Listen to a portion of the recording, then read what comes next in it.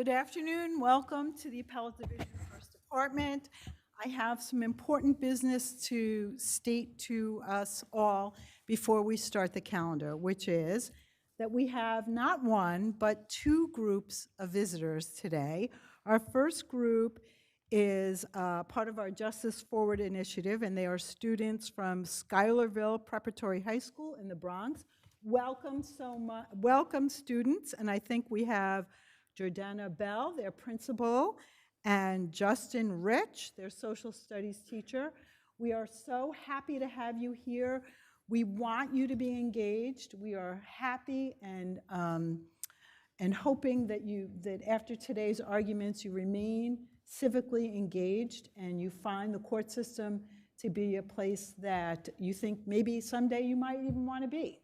Our second group is a group from Fordham Law School, the LLM program, and Alton Nonaj is the leader of that program. I tell everyone this so that you all know, please bring your A game today. We have people who are watching our moves, and we want to show them how great it is to be in the first department arguing, okay? Having said that, we have many argument hours requested, which we will, of course, not be able to completely honor. So I ask you, please, when you stand up to ask for argument time, please only ask for the amount of time you need to get across your most salient points. We've read your briefs. As you all, I'm sure, know, we are a hot bench on the first department. If we have additional questions, we will ask them. So please just ask for the time you need, okay? All right. Number one, People versus Lenel Odum.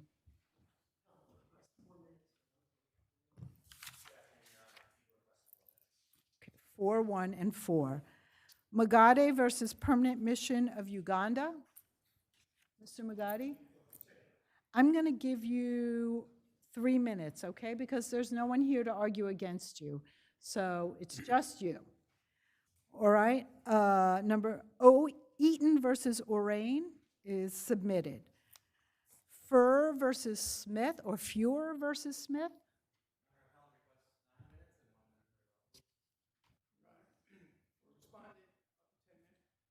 I'm going to give you 5, 1, and 5. Nikolai versus Dasak.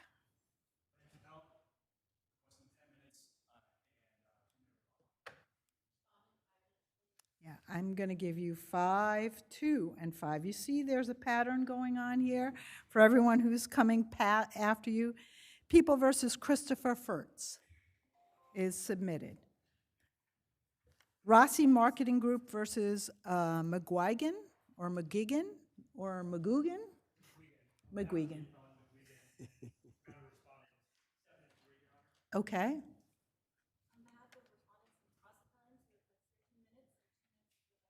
I'm going to give you 7 and 2 and 7 and 2, and you're going to do everything within those 7 minutes, okay? New York State Division of Human Rights versus Angolas.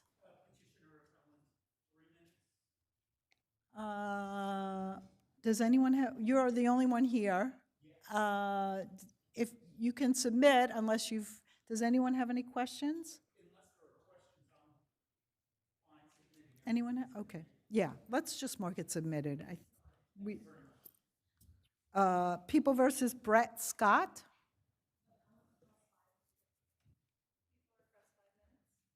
Five, 2, and 5. Sen versus GRY Realty Holdings.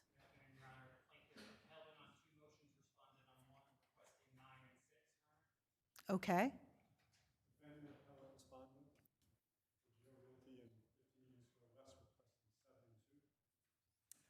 Wait a second. Perry Fallick, yeah, you just requested 9 and 6. I'm sorry, you are? Okay, and you are requesting? Yeah, and then is someone here for GR Realty?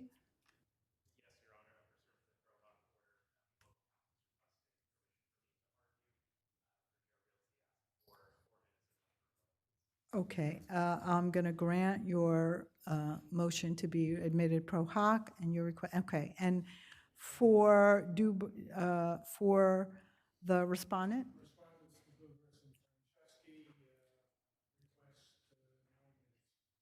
Okay, so I'm going to give you, for the plaintiff, I'm going to give you 6 and 1. For GR Realty, 6 and 1. For 15 Union and Brown Harris, I'm going to give you 4. For the respondents, I'm going to give you 6 and 2. Okay? Thank you. Phipe NYC versus Oath. Okay.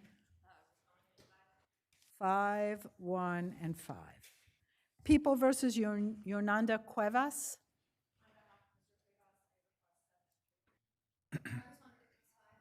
5, 2, and 5.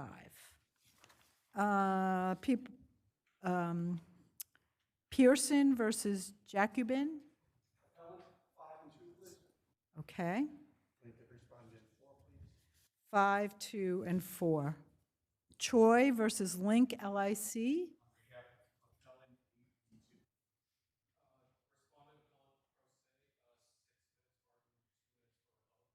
Okay.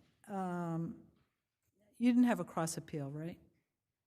No, so you don't get rebuttal from the. You did have a cross appeal? Did he? Oh, okay, all right. I'm sorry, let me think. Oh, yeah, I'm sorry, you're right, you did. 5, 2, 5, and 2. People versus Sean Jennings. Justice Rodriguez is recused. Submitted. PS Marcato Elevator versus Scottsdale Insurance. And I have 1 for Scottsdale and 1 for National Union. Okay. I'm going to give you 6 and 1 and 5 and 5. Okay? All right. Okay, so the first case for argument is People versus Lenel Odum.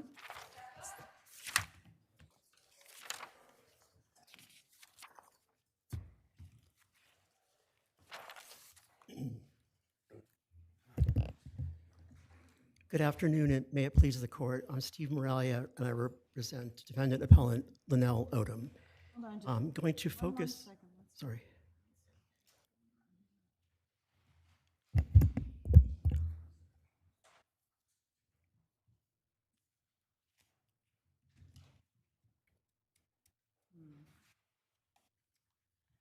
One second, I'm having a clock issue.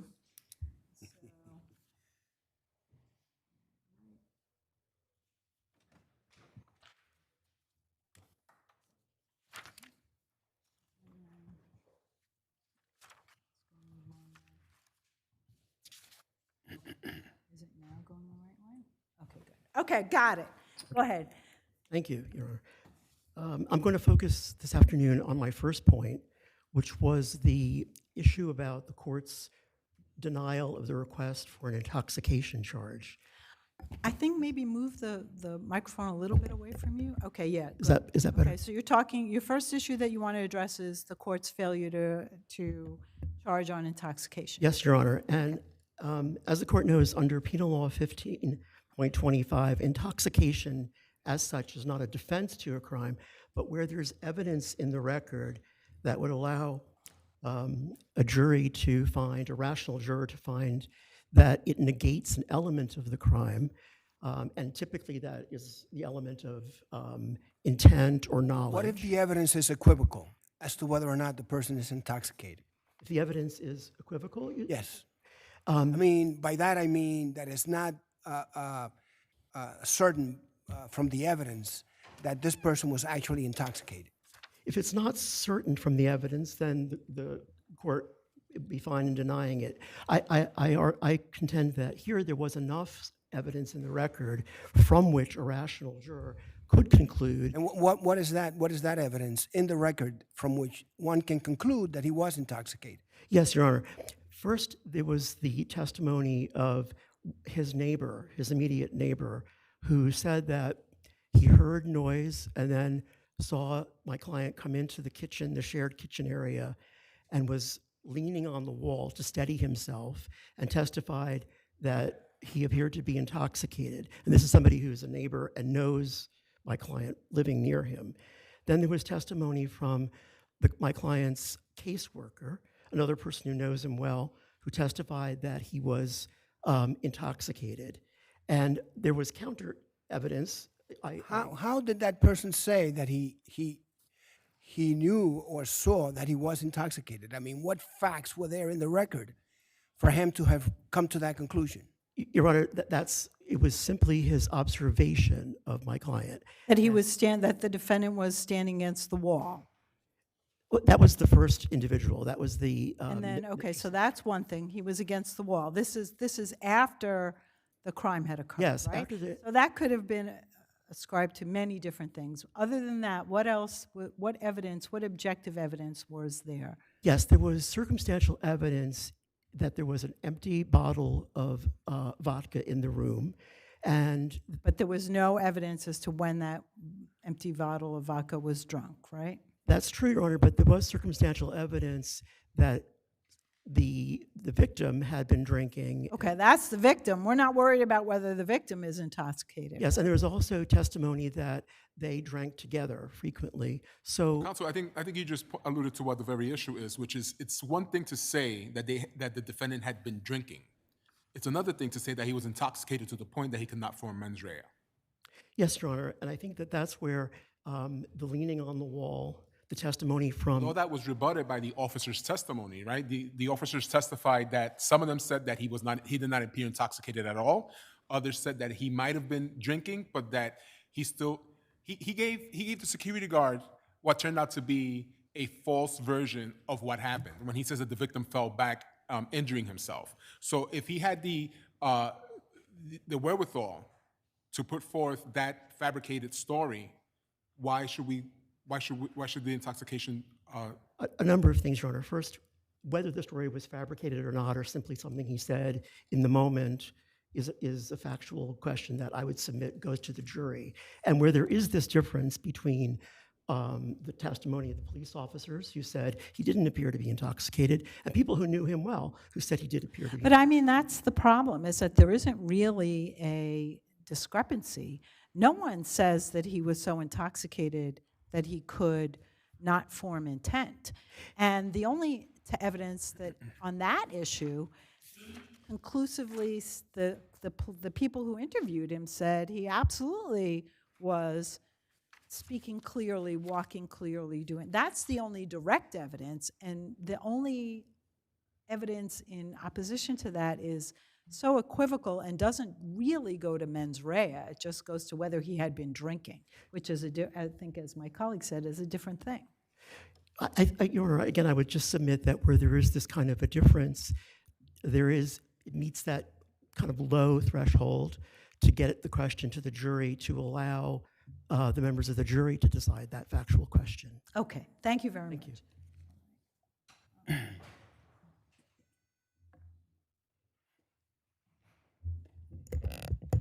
Good afternoon, Your Honors. Jacob Marcus for the people. Defendant was not entitled to submit an intoxication charge to the. So if you have conflicting evidence, meaning you have the officer saying on one hand, he was not intoxicated to me because I sat with him for hours on end, and he was coherent, and he didn't have slurred speech, and he came up with a story. And then you have someone else saying, well, he was leaning on the wall, he appeared intoxicated to me. Shouldn't that be like a question for the jury to have to answer? Well, Your Honor, the standard, of course, is viewing the evidence in the light most favorable to the defense. Could a reasonable juror have entertained doubt as to defendant's ability to form mens rea? So to answer your question, I just don't think a reasonable juror could have looked at this mountain of evidence of intent, including the officer's testimony, but also the evidence that defendant articulated in intent, acted on it, that he then fabricated this exculpatory narrative afterwards and looked at the really meager evidence of intoxication that even crediting it might be that it's intoxication. So when you say meager evidence, what are you basing that on, that statement on? I'm sorry, Your Honor? The meager evidence, as you just mentioned. So the only stuff that they actually elicit is Mr. Sickles' testimony that he seemed drunk because he leaned on a wall, and Mr. Mosley's testimony that he seemed drunk. What about the empty bottle of vodka? Well, as the judge below noted, the empty bottle of vodka, just because there's an empty bottle of vodka in someone's home doesn't mean that it was consumed that night. There's no evidence that defendant actually consumed it. But so to answer your original question, I don't think a reasonable juror could have ignored that mountain of evidence. But even if they could, the question is still under Gaines and Beattie. It's not enough to just show intoxication or common law indicia of intoxication. They have to show that the defendant, a reasonable juror could have thought that the defendant could not have physically formed the mental faculties. The fact that he might have been drinking, that the victim was had a super high blood alcohol content, that shows that they had been drinking. But it doesn't show necessarily that mens rea was negated because he was so intoxicated that he couldn't inform it. I'm, again, not so sure it shows that defendant was drinking, but assuming it does. Arguably.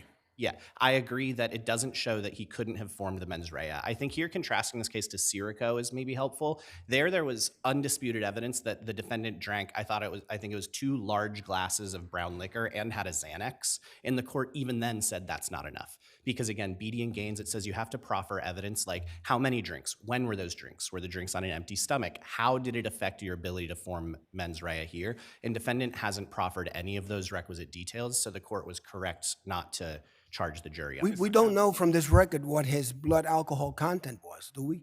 That's correct, we don't know that. But the question is, And he didn't ever claim that he was too drunk to remember anything or know anything. The defendant never said anything like that, right?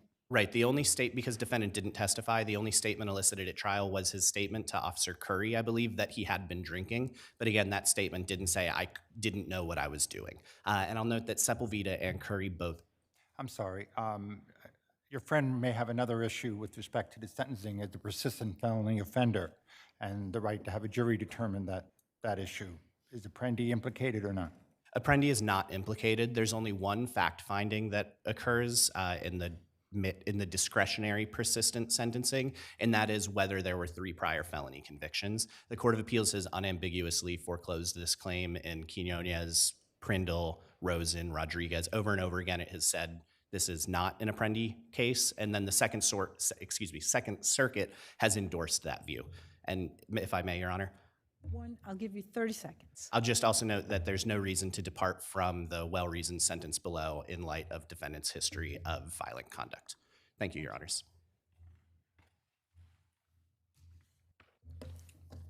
Just briefly, the defendant doesn't have, of course, a burden to prove anything. And in this case, because of the circumstances, Well, yeah, but there has to be sufficient evidence in the record to charge a defense. Well, that's right? precisely it, Your Honor. And where the evidence comes from the people's case and the defendant didn't put on a case, the inference can be drawn where there are circumstances to support it. And they don't necessarily have to go through all of the things that were mentioned in the cases, down that list. The circumstances could be other circumstances as long as it allows a rational juror to come to that conclusion. If the court has no other questions, thank you. Thank you. Thank you both. Magade versus Permanent Mission of Uganda.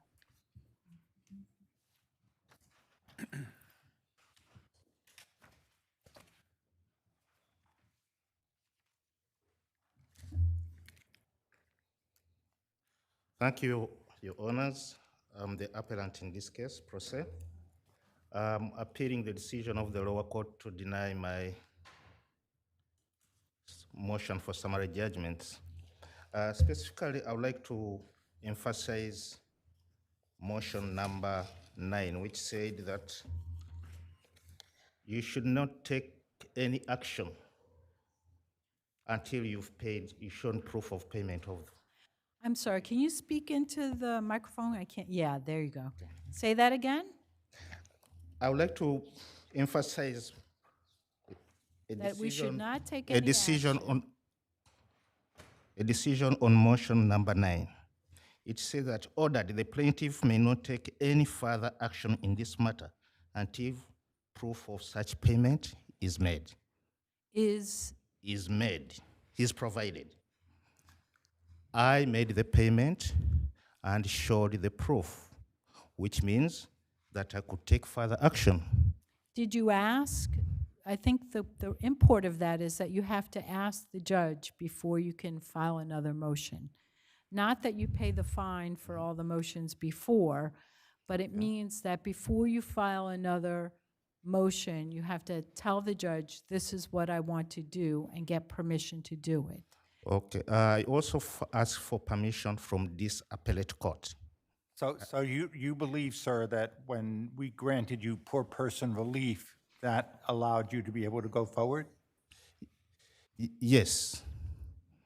In fact, if I may read, it says, plaintiff appellant having moved for leave to prosecute as a poor person. I moved for leave to prosecute as a poor person. I also moved this court for leave to renew in this particular court, appellate court. I also wrote a letter in this court to the clerk administrative judge asking for prior leave of court. I made motions in this court. The court never had any misgivings about my motions. And of course, like I put in my moving papers, the arguments. So I think, Mr. Magade, what you need to do is before you file anything else in the trial court, is let the trial court know that you want to do that before you do it. That's what the trial court is telling you, that you must first ask permission to file any additional papers. Yes. And also, I'd like to emphasize the notes to admit that I put before the court. The notes to admit, the defendants admitted in the notes to admit that yes, he sought leave of court. And the notes to admit entitles me to judgment. A notes to admit is a justification. I inserted the citations. It's a justification for making a secondary motion. Another thing is that I would like the court to. So, Mr. Magade, we have all of your papers and we've read them, but your time for argument has expired. You can have 1 minute, yes, Okay. 1 quick minute. I would like to consider the court to consider the poor person order that I had from the lower court. The respondents admitted that that was prior leave of court. And I hope that in making your decisions, I pray that you take into considerations. And the fact that the respondents admitted, because leave of court is to prevent prosecutorial, to prevent harassment of the defendants.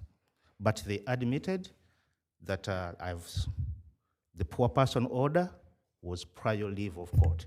And I've already even written before the lower court. Yes, but okay, now you've said that, got it. We have your papers. Okay. We'll take a careful look at them, okay? Okay. Any more questions in case I haven't? I don't think we have any questions, but we have a lot of people who want to argue, okay? Thank you so much. All right, thank you very much.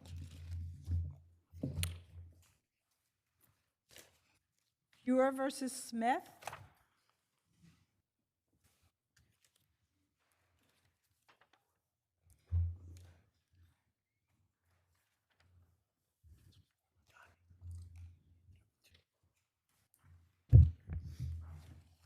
You may, yeah. Good afternoon, Your Honors, and may it please the court, Mark Dorr for appellant. This interlocutory appeal turns on 2 threshold errors made by the trial court, one jurisdictional, one statutory, but both equally mandating reversal of the underlying July 25th seizure order. Really quick step back. This case is about the well-being of some dogs, and it's unfortunate that some of the procedure that's gone on below has really made it unable for the court and for us to explore those issues and to make sure that the best interests of the dogs have been addressed. The reason why that happened is that Well, I mean, everything's controverted, so let's focus on your points, because, we're not arguing the merits of the motion here. Yes, Your Honor. Of the lawsuit and the counterclaims. We're only Absolutely, Your Honor. arguing whether or not the relief was proper. You're right, Your Honor. Thank you. And the reason why that has happened is because the answer to the complaint was filed out of time before there was even a complaint filed. And there was a counterclaim attached to that. Upon that counterclaim for replevin, for return of the property, was a requirement to submit an affidavit and some other material along with it. So where are Those we items now? were- There is an answer been filed? Has an answer been filed again after the initial Judge. complaint was filed? No, Justice. So in other words, after the summons with notice, no complaint was ever filed. A complaint was filed 1 day after respondent filed its answer and its counterclaim. So that was a nullity. And your friend actually acknowledged the answer as being invalid, right? Yes, Your Honor. But they want to claim that the counterclaim it stands alone independently arguendo. Yes, Your Honor. And there's plain case law throughout New York that says that's just not the case, that a out-of-time filed answer is a nullity and that any counterclaim attached to that is likewise a nullity. We've pointed out that to them several times as well, and we've offered for there to be cures, but that just hasn't been the case. So all of the relief, the preliminary relief that flowed from that replevin claim, therefore was invalid, and the trial court erred in granting it. That alone mandates reversal. Secondarily, in connection with a seizure order like that was granted here, an affidavit must be submitted, and the CPLR is very clear about what facts must be set forth in that affidavit. So there was no value assessed to the dogs. That's the main point, Justice, is that in order for there to be a seizure order, there needs to be a value attached to the property upon which an undertaking then can be attached for no less than twice the value. Because that affidavit wasn't submitted with that information, I submit an undertaking just didn't happen. I think respondents didn't think about it or just didn't want to do it. We've made that point throughout as well, that perhaps this could be corrected with an undertaking at this point. There just is no undertaking, and there's been no corrective affidavit filed. So case law in New York is dispositive on these issues. We've seen nothing from respondent that suggests otherwise, respectfully. Counsel, do you have case law where there's ever been a undertaking for the seizure of a dog? No, Justice. Now, Aren't there cases that state that we're moving away from the idea that a dog is chattel and that we're going into more of a matrimonial or family court best interests of the dog? Matter of fact, I tried one of them, as you probably know, Yeah. and you cited it. Yes, And Justice. I cited best interest of the dog and got affirmed by this court. Yes, Justice, and we welcome that standard, and that's the standard that we want to discuss in the case in chief and the merits of the case. But here, based upon their motion for preliminary relief for chattel, which they acknowledged was chattel, they had an obligation to put a price on it, to put a value on it, because it is an undertaking, because it is a sheriff going into somebody's home and removing the property, the animals. So yes, Justice, that is a very important standard that we fully adopt in this case, but the CPLR is very plain that it is chattel in an instance like this, and these requirements must be met, and without those requirements being met, an order based upon faulty affidavit is null and void and should be reversed. Thank you, Justices. Thank you.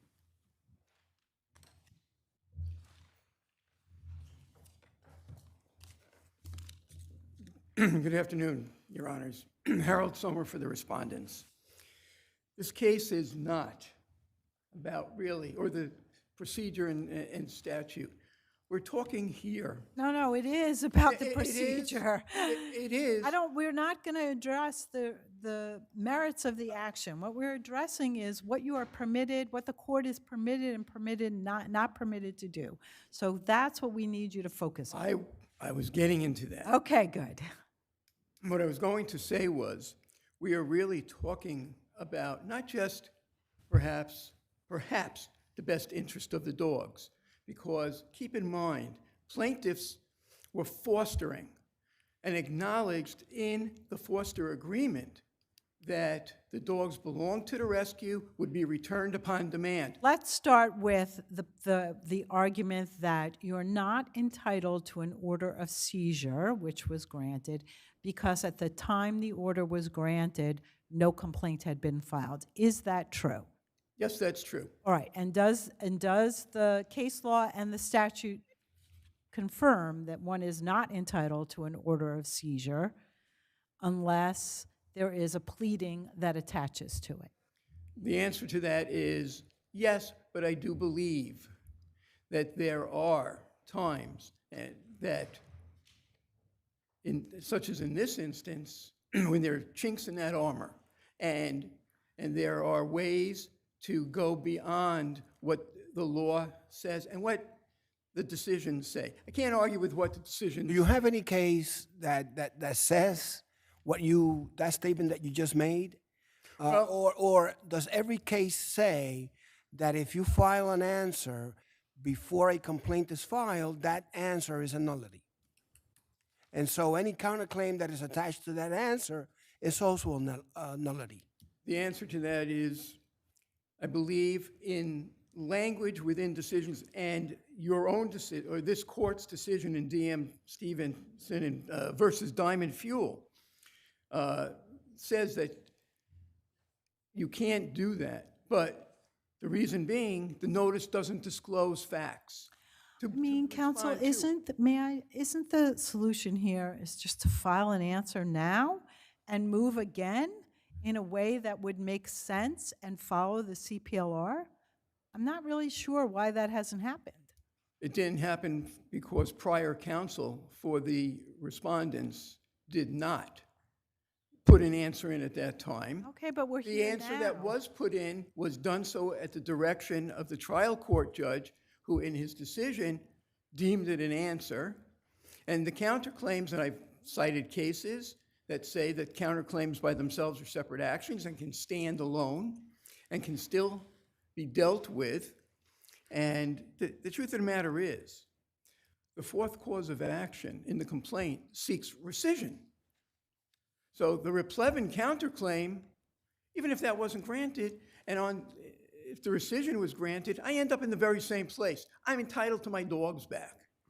These plaintiffs, the appellants, are... Whether or not, again, that's not the issue on this appeal. This appeal deals with procedure, whether you may get an order of seizure based on a nullity of an answer attached to a nullity of a counterclaim. That's all we're dealing with, not the merits of your lawsuit.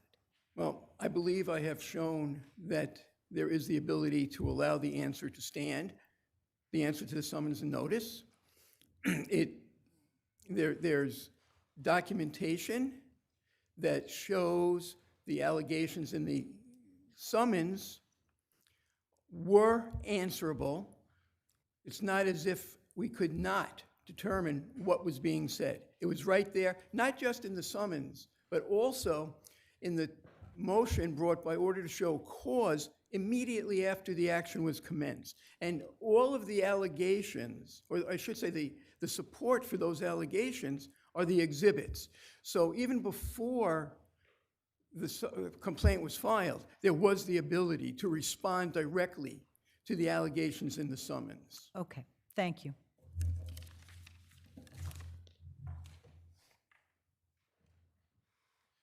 Very quickly, Justices, I think an important takeaway point is that essentially what the respondents are asking would be unprecedented in New York law, as far as we've been able to tell from our case research, and as far as we can tell from the CPLR and all the authorities that that interpret the CPLR as well. So it's truly remarkable, extraordinary, perhaps sui generis relief argumentation that's being made by the respondent. Thank you for your time, Justices. Thank you. Thank you both.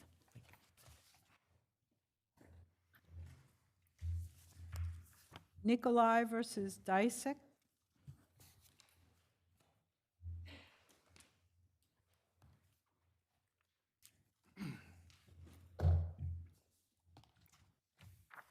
Good afternoon, and may it please the court.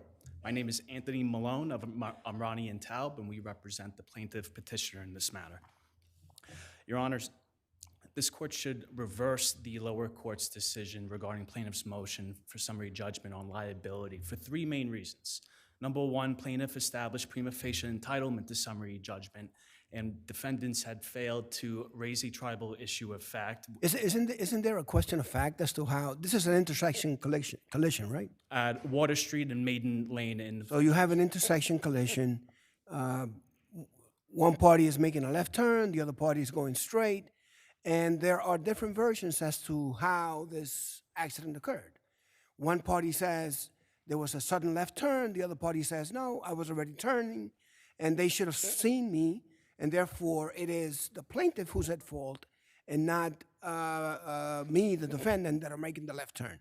So shouldn't that be a question to go to the jury? So when it comes to comparative fault, as this court is very well aware, that plaintiff does not need to prove themselves out of comparative fault in a motion for summary judgment. No, that is absolutely true, but the question then becomes, even if you make your prima facie case, if the defendant raises an insufficient issue of fact, you don't win on your prima facie.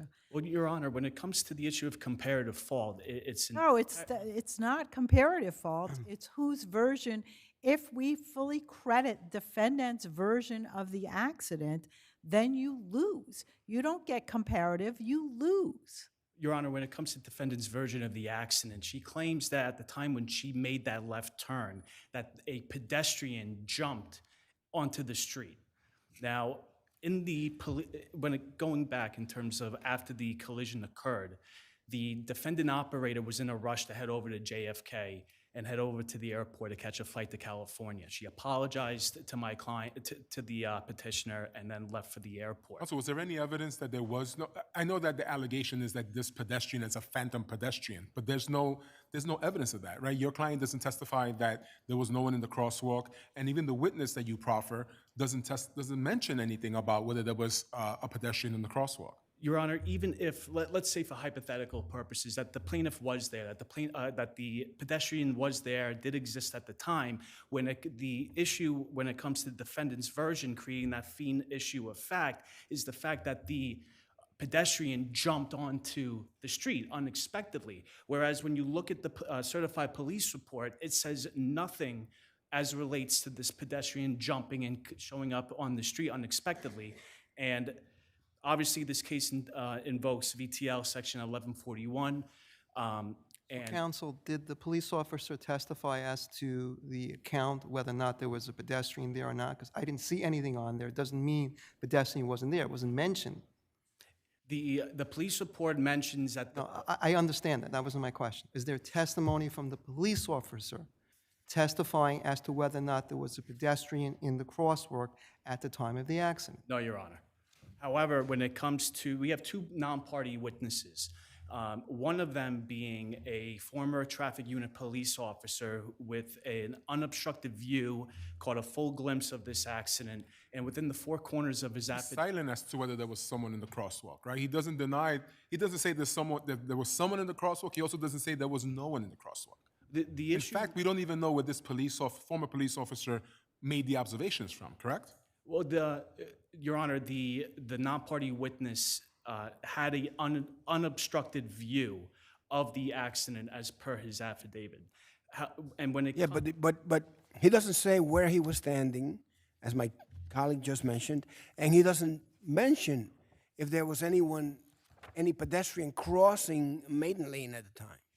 Your Honor, I think it's very important to point out the fact that the defendant operator testified specifically that at no point did she observe the plaintiff on the scooter only until the moment of impact. So if you can't see, in which you have a duty to see what's there to be seen, because the non-party front passenger, Matthew Tola, testified that he saw the plaintiff. He also testified that the plaintiff struck the defendant's vehicle about 5 to 10 seconds after the vehicle was in the intersection. Your Honor, actually, the non-party, and don't mind me, please, the non-party witness, Tola, testified that he observed the plaintiff on the scooter 5 seconds before the collision occurred, in which he approximates that the Plaintiff was about 150 feet away from the intersection at that point and did not slow down, did not change his rate of speed. I see that my time is expired. May I briefly conclude? Yeah, we have one more question for Thank you.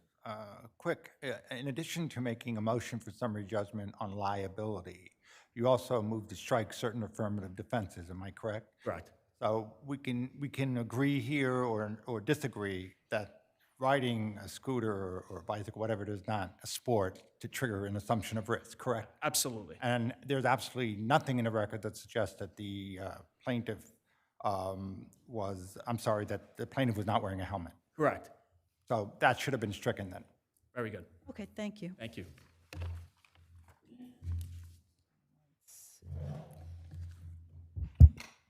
Good afternoon, Your Okay, Honor. and I'm going to start with that. You don't dispute that this is not an assumption of risk case, and you don't dispute that this plaintiff was wearing a helmet, do you? I didn't see anything in your appellate brief about it. No, I don't think I'm going to focus my time on So those we're all in arguments. agreement that those two Yes, but the affirmative affirmative defenses should defense have gone of, out.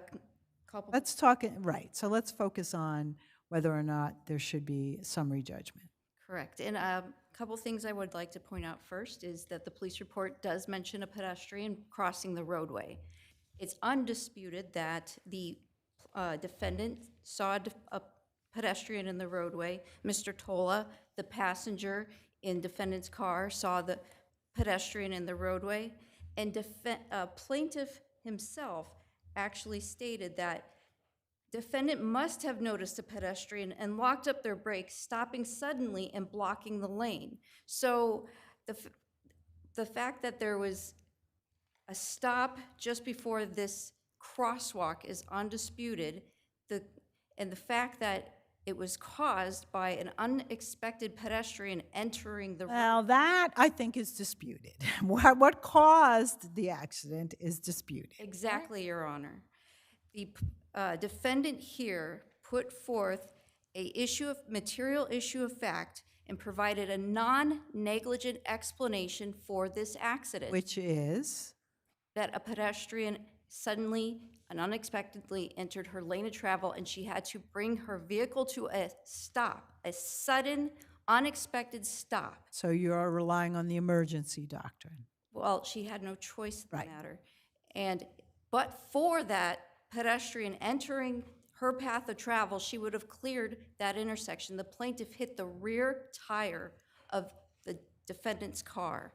So this defendant gave a non-negligent explanation, and VTL 1141, a left-turning driver must yield only to a vehicle that's already in the intersection or that's something that is an immediate hazard. When the defendant entered the intersection, plaintiff was not there.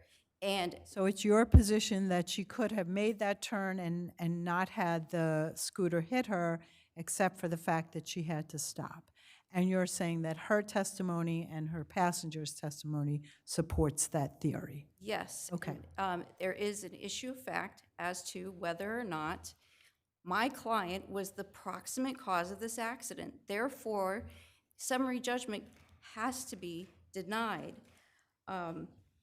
As this court found under Gillis versus Dwyer, after Rodriguez was decided, that conflicting accounts in a left turn accident raises triable issues of fact that preclude summary judgment, and that's exactly what we have here today.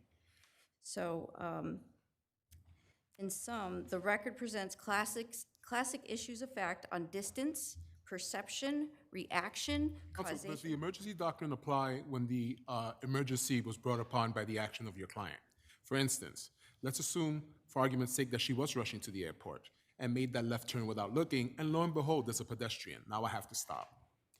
Well, first of all, my client never testified that she was rushing to the airport. And I'd like to point out that they exchanged information. She left thinking that everybody was in agreement. The passenger came back, waited another 15 minutes before calling her. She came back to that scene, was there for another period of time of at least 15 minutes. So another hour went by. She still went to. That's all great, but you're not answering my question. Okay, so She had no control over a pedestrian stepping out into the roadway. Even if she failed to look before she made that turn? Well, when she looked to make the turn, there was no one in the roadway. And that was her testimony? Because I didn't remember seeing that. Well, her testimony was that the pedestrian came out suddenly into her lane of travel right when she was getting to the crosswalk, and that's why she brought her vehicle to a sudden stop. The plaintiff even says it was a sudden and unexpected stop. His words were, she stopped on a dime. So it goes to the unexpected nature of something appearing very suddenly in front of her. Did you plead the emergency doctrine? It was not pled, but I'm not saying it. It was a sudden, unforeseen, superseding, intervening cause. So the answer was no. No. Okay, thank you. Thank you, counsel. Thank you, Your Honors. Your Honors, I'll be very brief. This court, 1 second. Let me give you the time you're entitled to. Go. thank you. This court issued a decision back in 2022. This is Ramroop v. Stein, where this court held that the defendant had failed to raise an issue of fact as to plaintiff's negligence regarding, among other things, comparative fault, mainly because it was based on speculation. In that case, this is a motor vehicle accident where the defendant had pulled out of a parking spot and a collision occurred. In that case, in defendant's affidavit, she specifically states that she did not see the plaintiff before the collision. And that's strikingly similar in this case. Counsel, you leave out the pedestrian, and I went back, and counsel's correct. The police report says vehicle 1 was making a left turn onto Maiden Lane when a pedestrian was walking across the street. So how do you discount that fact? And what you just stated was distinguishable because in the case you mentioned, there's no pedestrian, and quite frankly, the defendant is saying, as an emergency doctor, I had to stop because a pedestrian came. Do you hit a pedestrian or you stop your car? Obviously, you don't hit a pedestrian. And 2 points. One, to answer your question. First, as you mentioned, the emergency doctrine was not pled as an affirmative defense. Second, You know that it can be used as opposition even if you don't plead it. Your Honor, even if that's the case with respect to that pedestrian, and if this court wants to wants to accept the fact that a pedestrian was crossing the crosswalk at the time of the collision, that there was a crosswalk, and the defendant operator has to yield to pedestrians that are within the marked zebra crosswalk. I notice my time is You can finish expired. if there's one last thing you want to say. Go ahead. Your Honors, there's a second department case. Oh, if you're going to give us a case, we, Only via we know. Okay. Thank you, counsel. Thank you very much.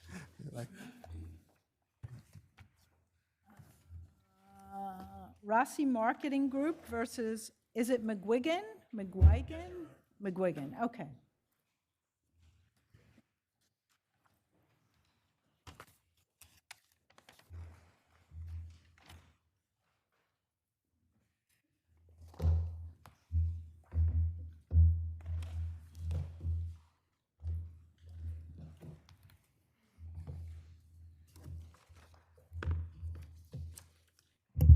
Mr. Greenberger? Thank you, Your Honor. May it please the court, my name is David Greenberger, and I represent Mr. McGuigan and the Malin entities.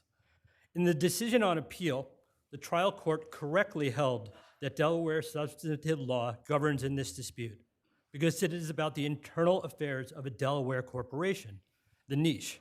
But the trial court then failed to apply the single most important piece of Delaware substantive law at issue. That is Title 8, Delaware Code, Section 278. That failure was reversible error. As this court, the Delaware Chancery Court, the Second Department, and the Second Circuit have all confirmed, Section 278 is a Delaware legislative policy, a policy of capacity that 3 years after dissolution extinguishes the existence of the dissolved company and the capacity of its former officers, directors, and shareholders to sue or be sued for acts arising out of what happened with that dissolved entity. But doesn't that presuppose that the dissolution was appropriate or correctly done? Isn't there a claim here that the paperwork for that very act that you claim blows the case out of the water was a claim of forgery.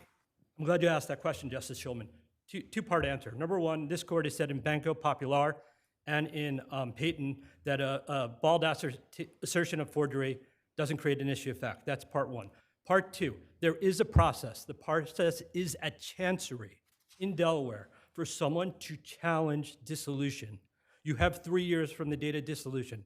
That's the Citadel case. If you do not do that by the third year, by the anniversary of the third year, you're out.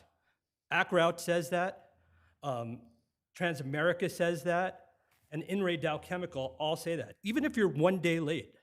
And the reason why is because there is an assumption that if you're... No, but that is not entirely correct. If you don't know, because you've never been, your client didn't say, look, here's proof that I served this on you, that we both agree that it happened.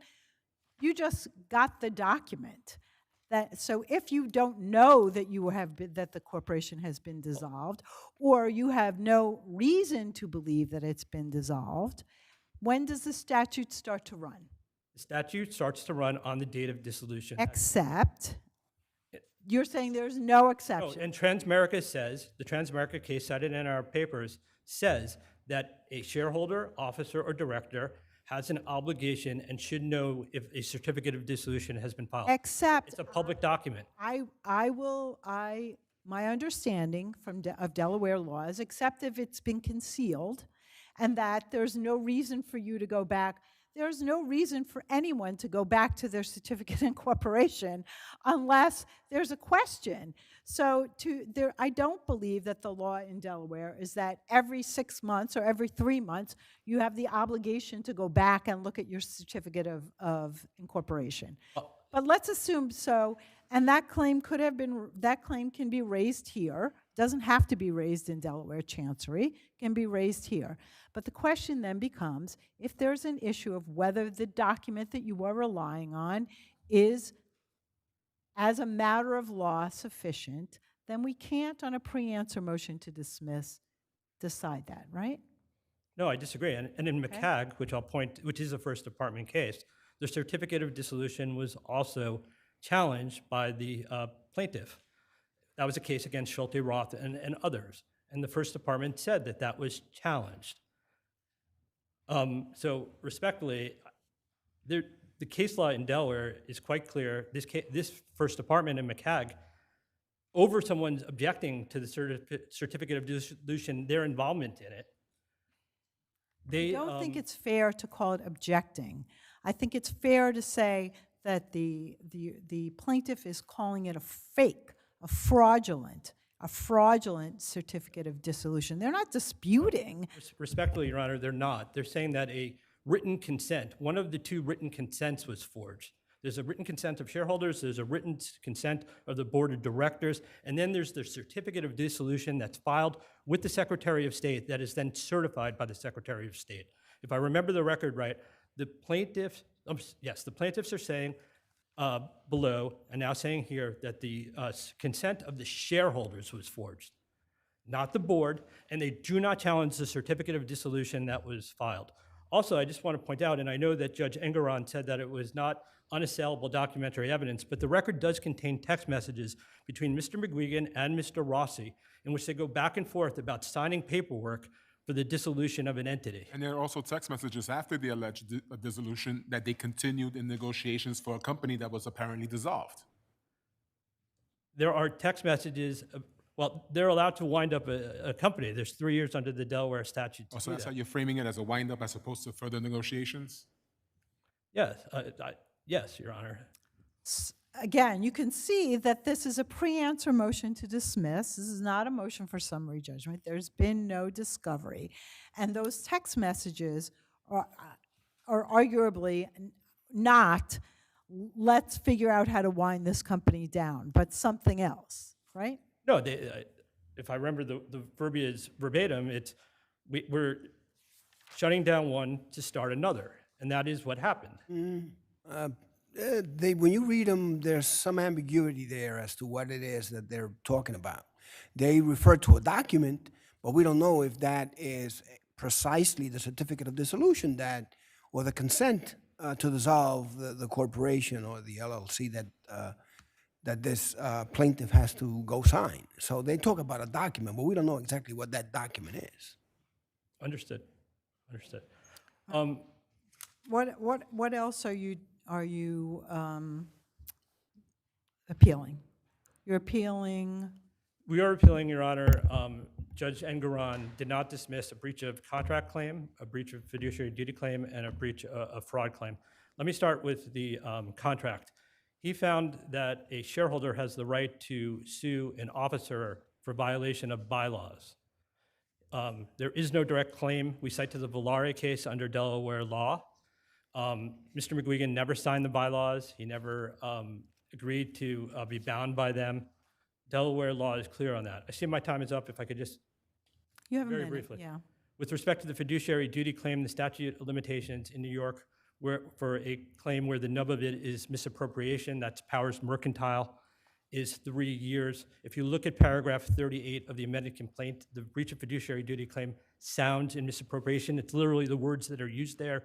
Judge Engeron said that there's a 6-year statute of limitation because there's a separate fraud claim which is brought on behalf of someone else. Rossi Marketing did not allege one thing with respect to fraud. And then with respect to fraud, 3016B has a heightened pleading standard. None of that was pled in this complaint. Judge Engeron excused that using the Pluderman exception. That is when someone does not have the capacity to understand what the fraud is, when there's like a nationwide fraud, I think is what the court said in Pluderman.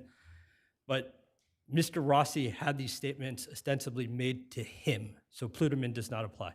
I see my time is up. Thank you, Your Honors. Thank you.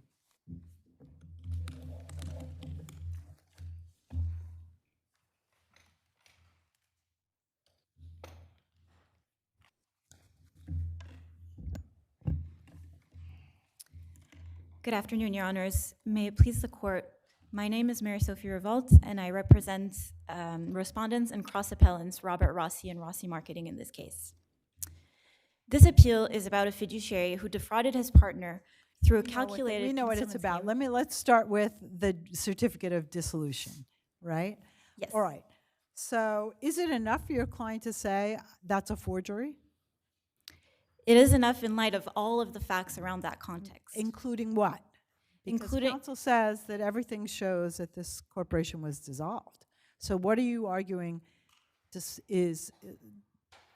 raises an issue of fact or raises a claim that your claim is, or your defense is sufficient? Well, our client was not aware of that dissolution. Okay, but that, I mean, sure. But there's a document with his name on it. I can say the sky is purple, but if I sign a document that say the sky is blue, then I'm bound by the document that says the sky is blue. So what have you got to, other than him saying I didn't know about it? So there are two elements: the concealment scheme of Mr. McGuigan and the factual pattern after the dissolution. So first, the concealment. In the evidence that they cite, the text message, there's no indication that they're actually talking about the Niche Collective, Inc., which is a corporation that they had incorporated. The text talks about an LLC. So right there's already something that's not clear, and clearly McGuigan is trying to deceive Mr. Rossi. That can also be seen at the end of the text, where he says, Mr. Rossi asks why, and he says it's to open another corporation. So clearly, he's hiding the intent of what he's doing. And Mr. Rossi has no idea that the intent is to dissolve the... So how does he explain his signature on the documents? You mean on one of the written consents? Well, yeah. Our belief is that it was with regards to the canceling of the LLC he was referring to in the text, but we don't know if it was with regards to the Niche Collective, Inc. or not. If he signs a document that is part of a certificate of dissolution, and then later says, oops, I didn't read it, is that enough? And it's true that he must read the document, but I think the factual pattern after is very important as well. Mr. McGuigan Is he denying? Rossi, I thought he was denying that was his signature. he's denying on the shareholders' written consent. Counsel, other than the niche, what other LLC did the parties have? What other LLC had they created other than the niche? Your Honor, I believe that would be, we would need discovery to go through that, as our client Your was not client aware. Is your would client? know. You're the plaintiff.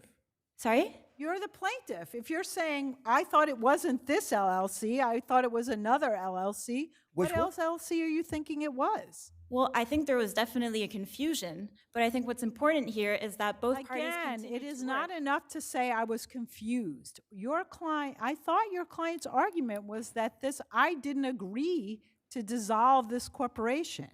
It But is, Your Honor. but the documents show that he signed a document that says that. And now you're saying the text message in which he as a participant, he thought it was some other LLC. What other LLC did he think it was? I'm not saying he thought it was another LLC. I'm saying Mr. McGuigan, said that it was for another LLC, and so there's confusion all around. Were they going to And our client- create another LLC or what? Because as far I'm looking at the record, there's only one LLC that they created, which was the niche. So if there's a text message regarding the dissolution of an LLC, which other one would it be other than the niche? I mean, there's definitely confusion, and what we know here is that there definitely was no intent to dissolve the dissolution. But I would like to point. I mean, it matters not that there's no intent if you sign a document that allows dissolution. So now I'm wondering, what have you got besides his own belief that something else is going on, which he's not even willing, I was confused. Well, that is not sufficient. Yes, Your Honor. The important here is that the argument also fails because the dissolution doesn't act as a complete shield of liability. Counsel, is your client saying that he signed this document or not? He signed one document, yes. So you're not alleging that this document of dissolution is a forgery, We're alleging that there is a forgery on the shareholder's written consent, but not what he signed. but not the board's written consent. So now you're claiming that instead of some forgery, it's some confusion. It's both. There's a forgery and there's a misleading. What forgery? What is forged? Let's start with that, because this is not what I understood your argument to be. What is the alleged forgery? The alleged forgery is the signature on the shareholder's written Whose consent. signature? The signature of our client, Mr. Robert Rossi. You're saying, he is saying, I did not sign that document. Correct, Your Honor. All right, that is his claim. And other than that, what else is he saying that he didn't, that he was confused about the other documents? No, our client is saying that he doesn't remember signing the other document. Well, that really is not sufficient. He But, Your doesn't Honor, remember. Apologies. But is your argument that because one of the documents that make up the paper trail for the dissolution was a forgery, that undermined the dissolution? Isn't that one of your points? It is. It And is the- my and that, let me finish. And the second point you're making that you've been trying to make here is that between 2018, when Rossi met with McGuigan and formed their idea to have this co-worker space in these fancy hotels, and then the ideas and the furniture and that whole business, that it wasn't for the next 4 years until 2022, he was of the belief, working with his partner, that his idea and his co-working space as partners was being set up only to find out that the defendants took everything and created a whole new group for it. Am I correct? That is correct, Your Honor. So whereas he thought the niche would be in the niche Soho Grand, it became Malin Soho Grand. That is correct, Your Honor. That's really the heart of your complaint, So among the different causes of action. Exactly. let me ask you this one question. If we find that there was a certificate of dissolution, do all your claims disappear? No, Your Honor. Which ones remain? All of them. Because, why? Because the dissolution in itself does not bar all claims, because this court has found that the dissolution of a foreign corporation does not Well, no, but we're itself- talking about Delaware law, right? Not New York law. So under Delaware law, if we find that the documentary evidence shows a certificate of dissolution, are your claims barred? Under Delaware law, They do say that the corporation is defunct. However, in Ramsey v. Rosenthal, it was the same situation. The Delaware Corporation had also been dissolved for more than 3 years, and the court still held that it had jurisdiction over the case and that the claims could be sustained, would be sustained. And I think that's the key element here. Thank you, Your Honors.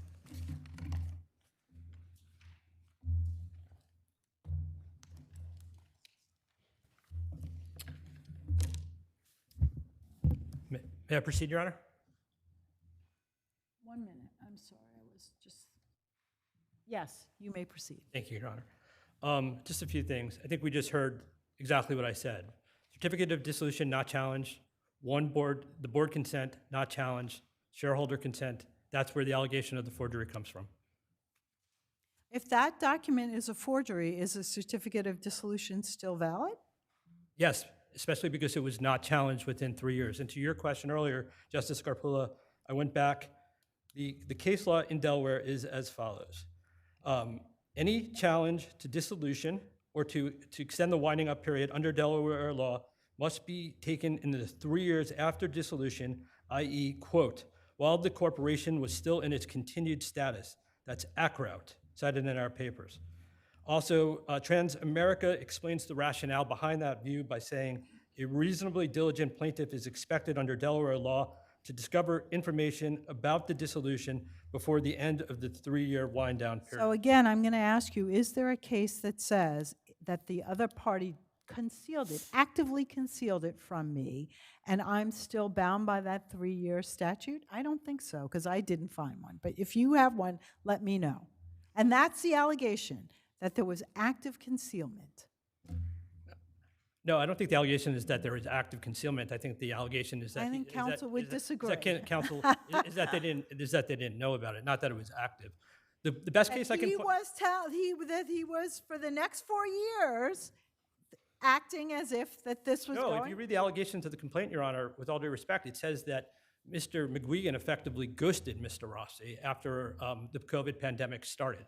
So there wasn't like interaction. To the Justice Rodriguez's point, there was for some small time period afterwards, but the complaint actually says that once the pandemic happened, that they stopped their interaction, and then Mr. Rossi alleges that he came upon this a few years later. If I have 20 more seconds. Yes? Yes, go ahead. Thank you very much. The Hammond-Ramsey case, I think it's really what the import of the Ezrazin case is from the Court of Appeals, which is that is internal affairs doctrine from a different era, which was a jurisdictional bar and not a choice of law analysis. Thank you very much. Thank you. Thank you both.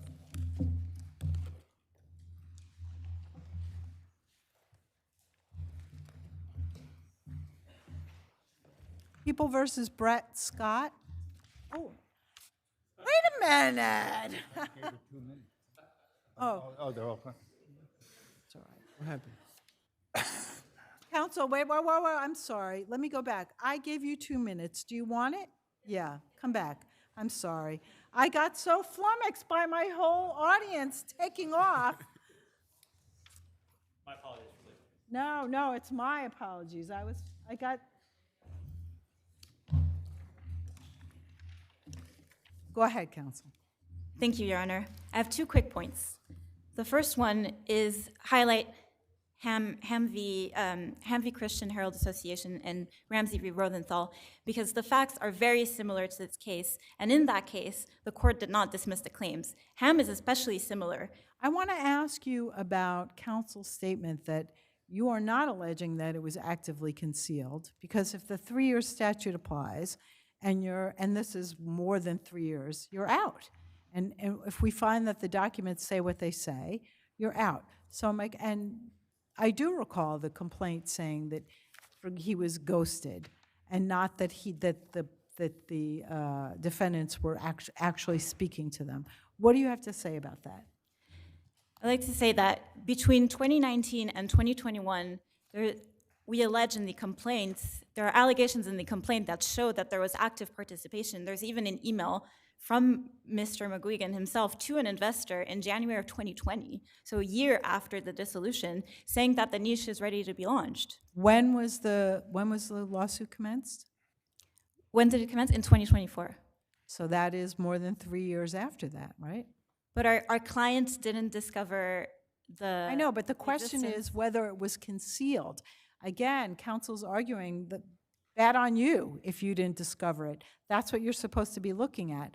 And the question I keep coming back to is, you're not saying that it was actively concealed. So then that 3-year statute, if we find that document is. It was actively, apologies, Your Honor, it was actively concealed, and the whole basis of this complaint is fraud. Mr. Rossi joined forces with Mr. McGuigan. Well, what did he think was happening during that period of time where no one was speaking to him? Well, no one was not speaking to him. Mr. McGuigan was answering his messages. They built marketing decks, financial decks. They had meetings with the William Vale Hotel, with the Farland Hotel in Tennessee. They were actively working on the project. So you're just saying it wasn't this corporation that they were talking about specifically. Exactly. Were they going to be forming a new corporation? Well, since our client didn't know that the corporation had been dissolved, they weren't talking about building a new corporation. In other words, your client never even heard of Malin Group. Correct, until 2022. He truly believed through this whole process until 2022, where he suddenly discovered Malin was using their work product, their collection. Correct. He was waiting for the pandemic to be over and then be able to launch the niche. And I think on all these facts, there's clearly a pattern of fraud that was established. And dissolution or no dissolution, they were in a partnership, and one of the partners concealed all of his misappropriation and deception in order to create the Malin that is a functioning I just business asked you today. one question. I just want to make sure I understood your position with regard to the dissolution. Are you arguing that that your client doesn't remember signing the certificate of dissolution, the consents, or are you saying that it was not signed by your client? Which one? I'm sorry, I missed the last part. Let me do it again. There are two choices. One is you did not sign the dissolution, or you did not remember signing this. Which one? We did not remember signing the dissolution, and the shareholders' written consent is a forged signature. So there are two different documents. Yeah, correct. Dissolution itself, are you arguing that the consent was forged, or you just don't remember signing it? So there are two written consents, the shareholder written consent and the board written consent. We're arguing that the shareholder written consent is a forgery, and the board written consent does not appear to be a forgery, but our client does not remember signing it. Okay, you're saying both. You're saying one and the other. Okay, that's Correct. what I was confused about. Yes, Your Honor. All right. Thank you very much. Thank you, Your Honors. Okay. People versus Brett Scott. I'm sorry for the false start, but we are ready now.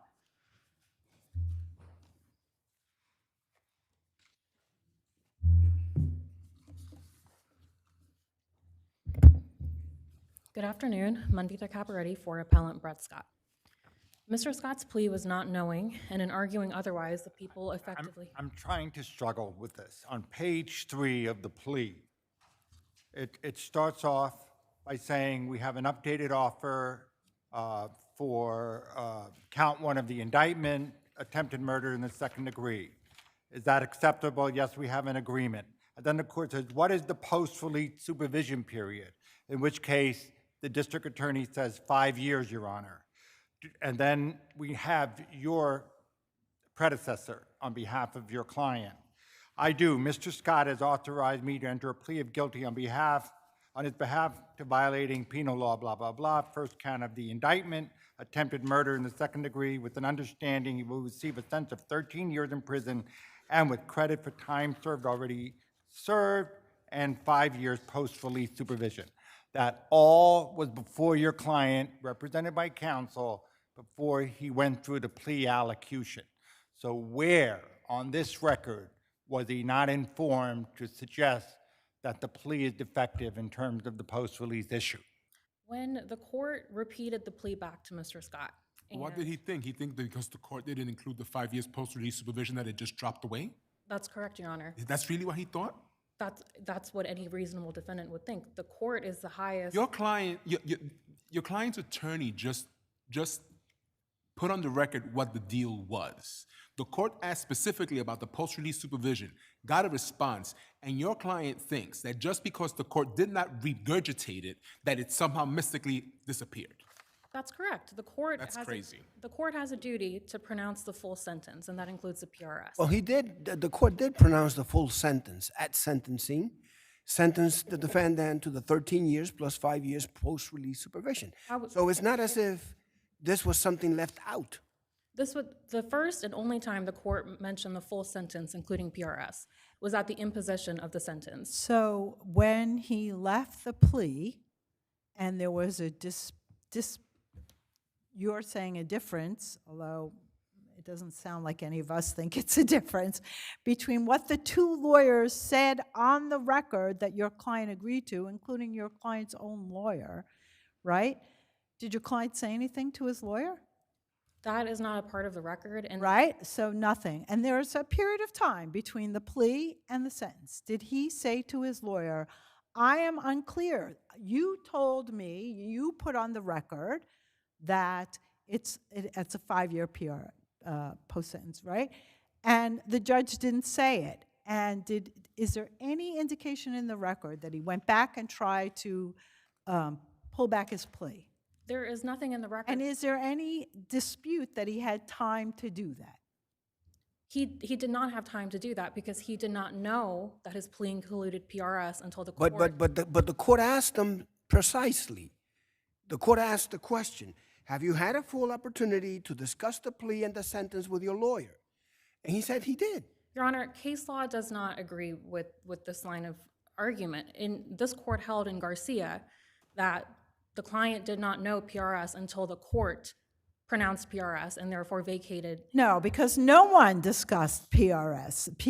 That's a different situation. Here, both sets of lawyers, including your client's own lawyer, said on the record what the sentence was. In Garcia. So if there was and so you're arguing that the judge not saying it created some kind of ambiguity, but there's plenty of time between plea and sentence, if that was true, for your client to withdraw the plea and and he didn't do that. So he didn't preserve this issue at all. In Garcia, the prosecution did put on the record what the PRS was. So the defendant's lawyer didn't say, my client wants to plead guilty to this with this sentence, right? No, you're correct. So, and there was plenty of time between the plea and the sentence to withdraw the plea if there was any unclarity, is that a word? Or ambiguity about the deal, right? And that didn't happen. Can we agree that he did not preserve this issue? No, I don't agree that he did not preserve. I don't think So the rule, as you would have it, is that if, despite the fact that the defendant's attorney mentioned the post-release supervision, the court asked about it, that because the court failed to mention the post-release supervision, then that invalidates the whole thing? That's correct, Your Honor. And I just want to say, Mr. Scott did not know about PRS until the moment he was informed at the imposition of the sentence, which is too late at that point to move. So what did he think his lawyer and the DA were saying when they talked about it at the plea? After he was explained exactly what the lawyer stated when he entered the plea on behalf of your client. For all he knew, the lawyers got it wrong. Here's the judge sitting there, the highest authority in that room, telling him. Again, if he thought the lawyers got it wrong, there was plenty of time between his plea and the sentence to withdraw the plea, right? Well, Mr. Scott wouldn't have thought there was an error. He would have just thought, it's 13 years, no PRS, and there's nothing to discuss with my attorneys. Okay.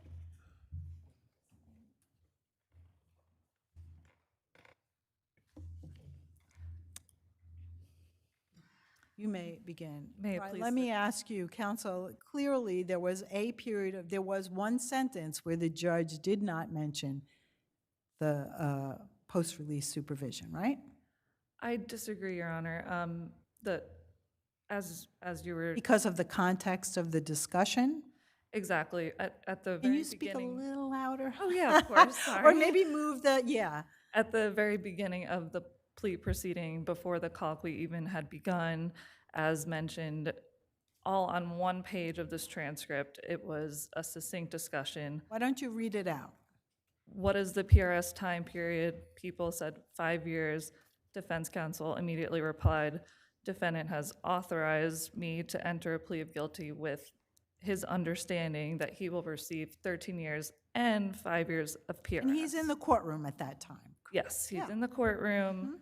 There's never any objection at that time or during the plea or even before sentencing where. So what is your position as to preservation? So defendant did not raise any objection then or now, so his claim is unpreserved. There was no particular litany required. And here the transcript, like we have to look at this record here, and this record is very clear that defendant was aware of the plea terms and needed to preserve his claims. Counsel, and maybe did it's not so crazy that the defendant, although he heard his lawyers talk about post-release supervision, when he hears the judge repeat what the sentence is going to be and it drops and the judge does not repeat post-release supervision, maybe it's not that crazy that he thought, well, I didn't agree to that. Right, but it's our position that, again, that is an unpreserved claim, because if he had heard his counsel and the prosecutor and the court discussing, hey, you're going to get 5 years PRS, and then later on he hears. But isn't in the briefing, he was sentenced as a second violent felony offender. That's correct. And they're not challenging that part. They're not challenging the 13 years. So isn't it mandatory that he would be getting 5 years post-release supervision? I mean, usually when a deal, I'm not clear, maybe I would have taken 10, I would have taken 13, but that would have been mandated that he would have had to have 5 years of post-release supervision, right? Exactly. Your So there's absolutely no prejudice here. Exactly, and that's where the later discussion that came in, where he's saying, if you do violate these plea conditions, I can increase your incarceratory sentence to 25 years. However, that PRS sentence was already at the maximum. And the 5 years post-release supervision, is that the minimum? That is the maximum. So What's the minimum PRS? I'm not sure off the top of my Or is it less than 5, or is it a mandatory 5? I just don't recall. I thought believe it was it's mandatory for this type of. I know the maximum is 5, and it would not be able to have been increased. But there is some period of post-release supervision that's required. Yes, correct. So counsel, if we were to find for the defendant, let's say that we say, well, you know, the court made a mistake here and we reverse, what is it that we can do? Vacate and remand for resentence, another plea, what? I mean, I believe that relief would be inappropriate here because it was so clear on this record. Sure, there are other cases where there's days-long breaks in between, you know, the beginning of the plea and when the plea is finished, and there's confusion expressed among the parties, but none of that occurred here. If there are no further questions on the K2 point, I would briefly like to address the excessive sentence point. And defendant's request to reduce the sentence to the minimum of 10 years in prison and 5 years of PRS is inappropriate, given that his crime was so violent and unprovoked, and again, his extensive criminal history as a second violent felony offender. If there are no further questions, we ask you affirm. Thank you. Thank you.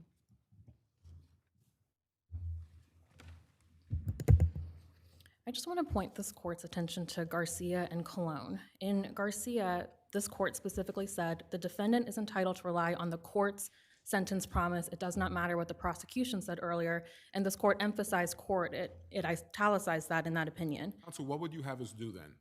If we agree with you that that it was reasonable for the defendant to think that the PRS dropped off because the court didn't include it in its recitation of what the promise is, what do you want us to do? The appropriate remedy here would be plea vacature. And for Mr. Scott. Vacature of the plea. Yes, correct. And that's what K2 says, and that's what this court did in Garcia as well. And that's completely consistent with all the other case law that's cited in the briefing. And I just want to mention. Well, let me ask you, do you know whether this is a mandatory 5 years? It was mandatory, correct. So then we would vacate the plea and he'd get the same sentence, right? Well, he doesn't have the plea. Well, if we vacate the plea. Oh, he could, right. Maybe he'll go to trial. That's true. Right. Maybe he'll go to trial. Yes. Okay. So really quickly, Cologne Cologne very clearly said that it doesn't matter what defense counsel said or prosecutor said. It's about the court's sentence pronouncement. But the court has to say something at any time. So if the court says something before he enters the plea, and if it says something at the time of sentencing, that which is mandatory, he's getting 5 years post-release supervision, no matter what, if he takes this plea, then there's no error committed. If the court has Because previously... the court has pronounced the full sentence, including the 5 years post-release supervision. Correct. And in that case, if there was some kind of allegation of an error, preservation would be required in that Right. situation. So the court did that. No. It's, okay, we can disagree on that. Okay. Thank you. Thank you. Thank you both.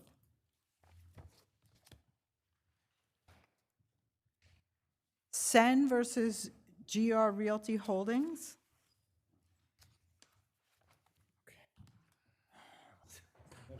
Yeah. Your Honor, we're all over the place, Your Honor. I won't hold you to it.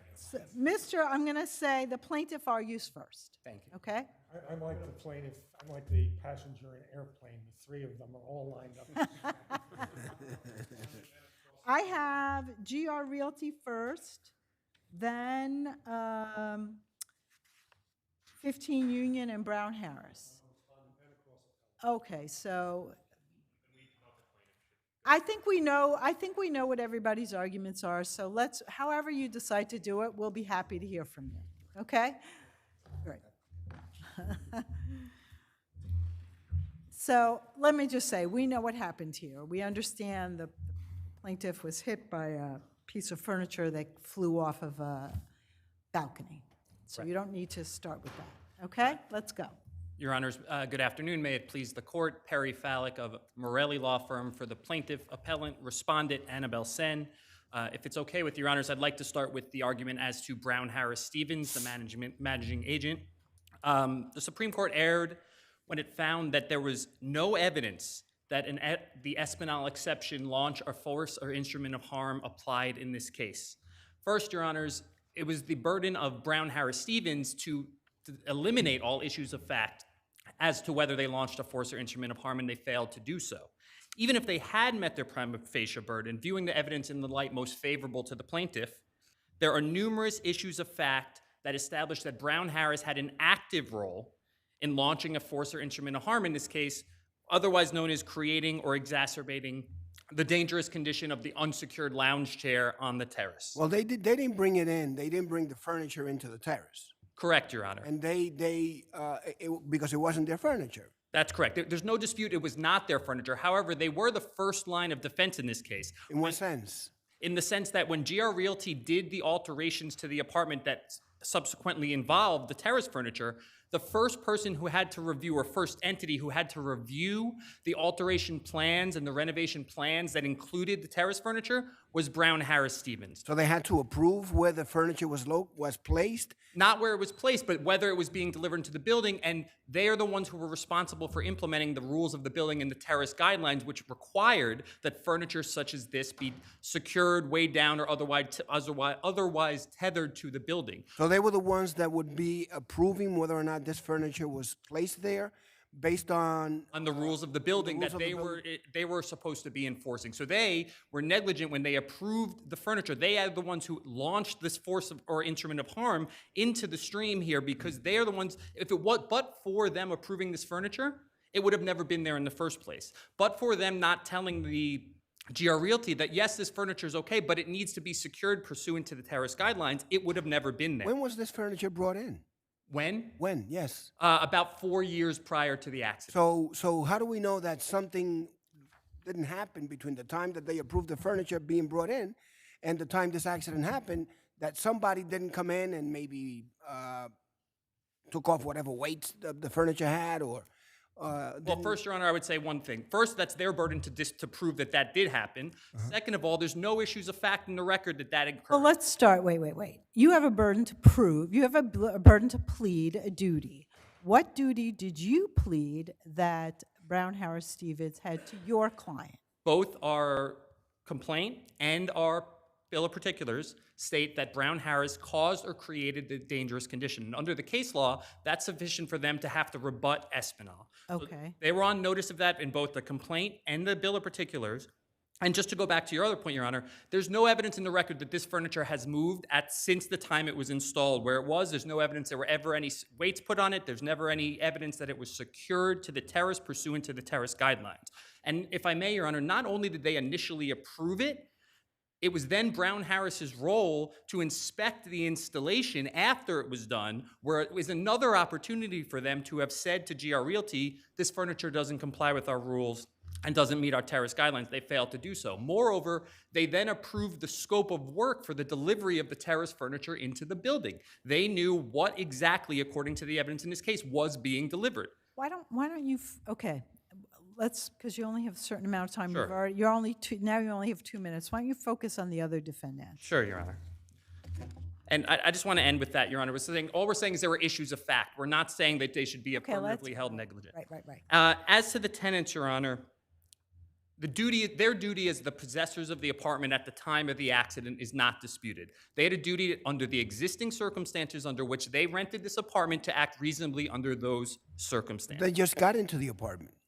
3 months ago, Your Honor, and the furniture was in place, visible and apparent that entire time, which under all case laws is a sufficient amount of time to put them on at least constructive notice. Were they living in the apartment for those 3 months? At least for 21 days is the evidence, Your Honor, and the case law That's says— 3 weeks.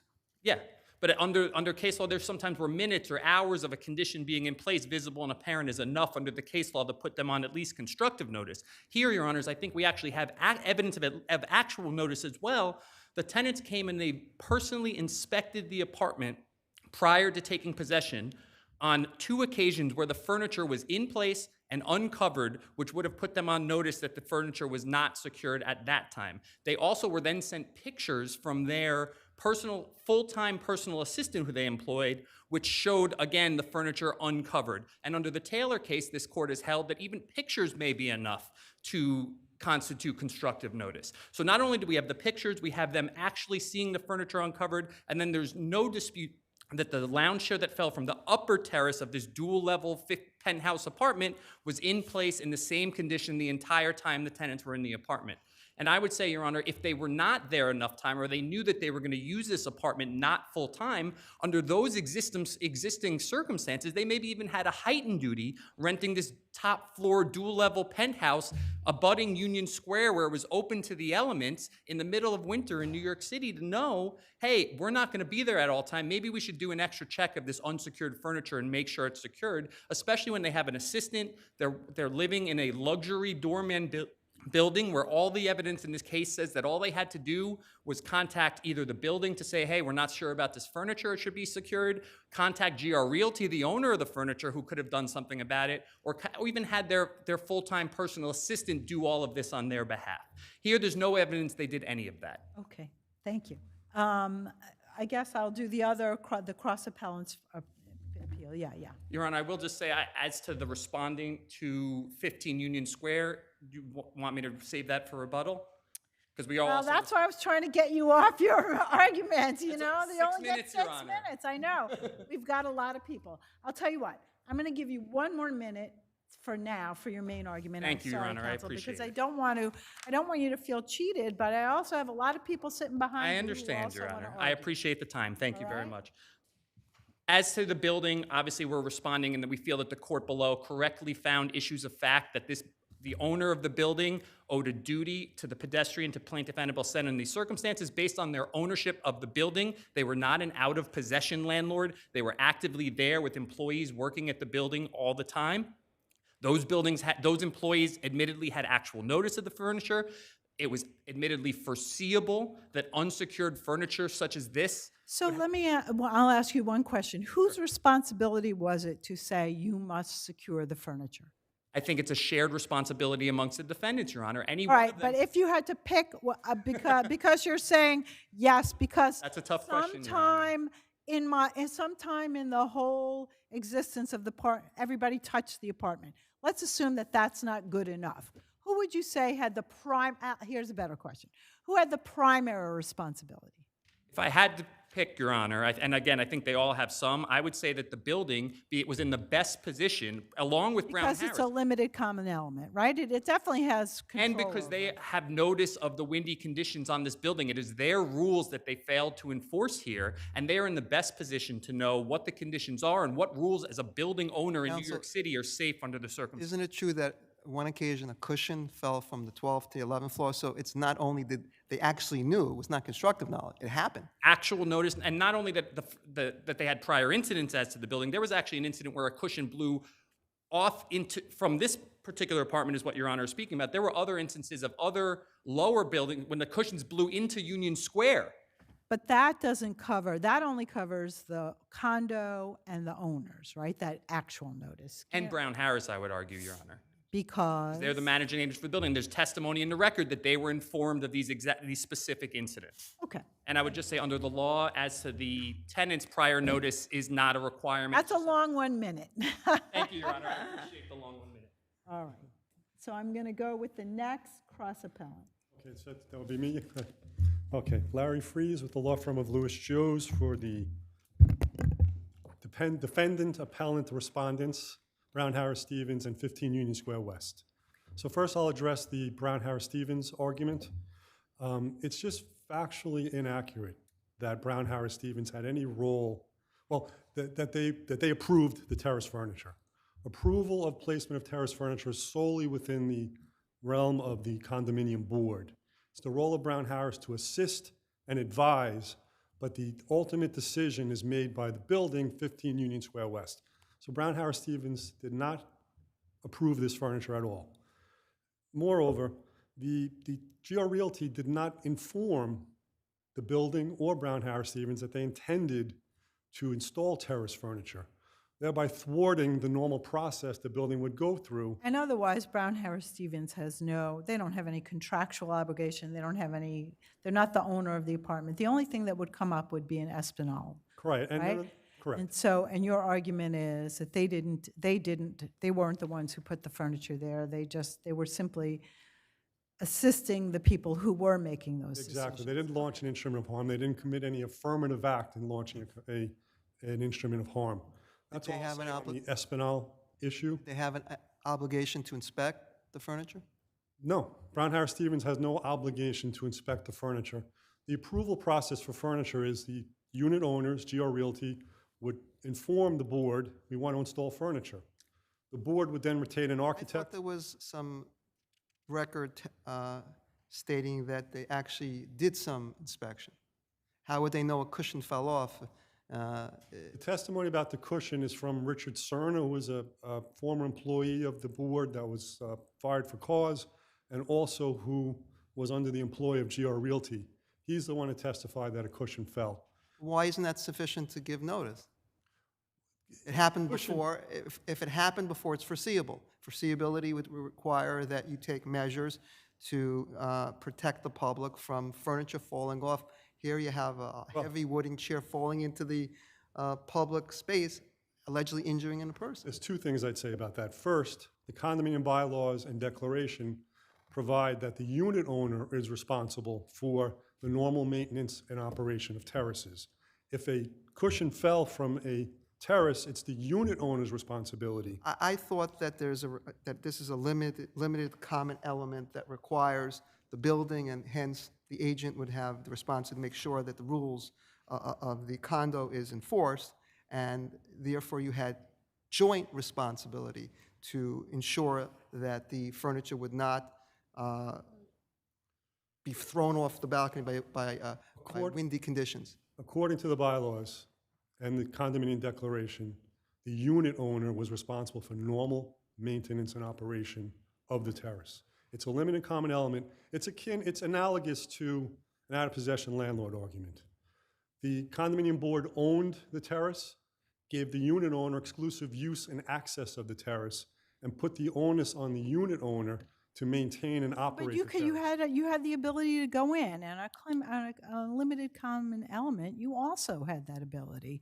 So you can't disclaim any any ability to go in and look at the furniture. You had it under the document. This is a 12th floor penthouse unit. I'm not disputing that, but the documents say what they say. The documents say we have to give 24 hours notice before we can enter. Doesn't matter. The question is whether you have the ability to go in and then the concomitant responsibility.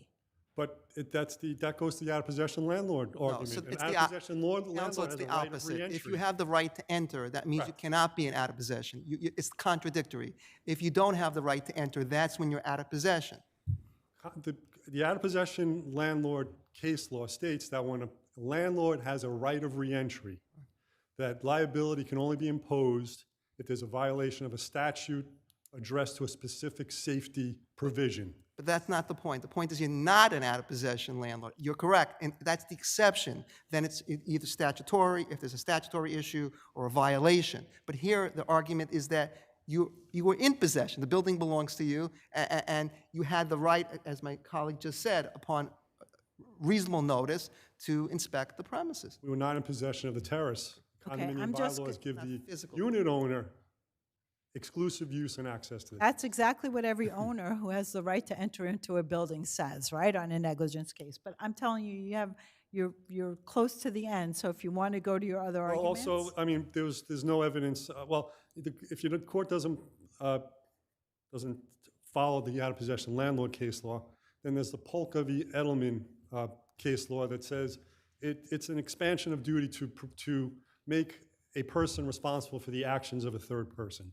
And there's plenty of Court of Appeals cases that caution the court to expand liability for the actions of one person being responsible for a third person. So Polka is basically the extension of the so Polka came first, then Espinal. So it's essentially a codification of Espinal. So Polka and Espinal are really the same. So Right, but in this case, if court holds that 15 Union Square West was responsible, they're making 15 Union Square West responsible for the actions or inactions of the unit owner who owned, possessed, and used the chair. I mean, but that's not unusual, right? You have indemnification agreements between you. That's exactly what happens usually between a landlord and a tenant. Right, but again, if you want to follow the out-of-possession landlord case law, then there's no duty because the 15 Union Square West was an out-of-possession landlord with respect to the terrace. Now, condominium, I know my time's up. Condominium is a created by statute. So landlord-tenant analysis is a little bit different. It's a different property right, but it's analogous. I would say that in this situation, that the 15 Union Square West was an out-of-possession landlord as it relates to the terrace. Thank you. All right, so now, Mr. Cohen? Okay.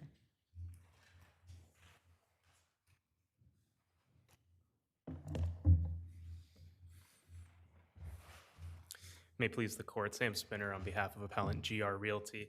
You've already heard argument from my friend as to why the Supreme Court erred by granting summary judgment for the tenants. I'm not going to rehash those arguments other than to simply echo that the tenants' lack of negligence is not so crystallized on this record as to warrant summary judgment as a matter of law. And of course, if this court reverses on that issue, I think it follows naturally that it would reverse on the issue of our claim for contractual indemnification. But even if the court does not reverse on that issue, we believe the Supreme Court erred by misinterpreting Section 47 of the lease as containing a pure negligence trigger contrary to its plain language. The plain language of the provision says it applies to acts, omissions, or negligence of the tenants or the tenant parties. The Supreme Court essentially reversed that by interpreting it as negligent acts or omissions, but that's not what it says. And so the terms act, omission, and negligence have to have separate and independent meaning to avoid rendering them mere surplusage. We've cited the Karwowski case in our brief. I think that's a pretty close example where we had a very similar provision that said act, omission, or negligence of the tenants.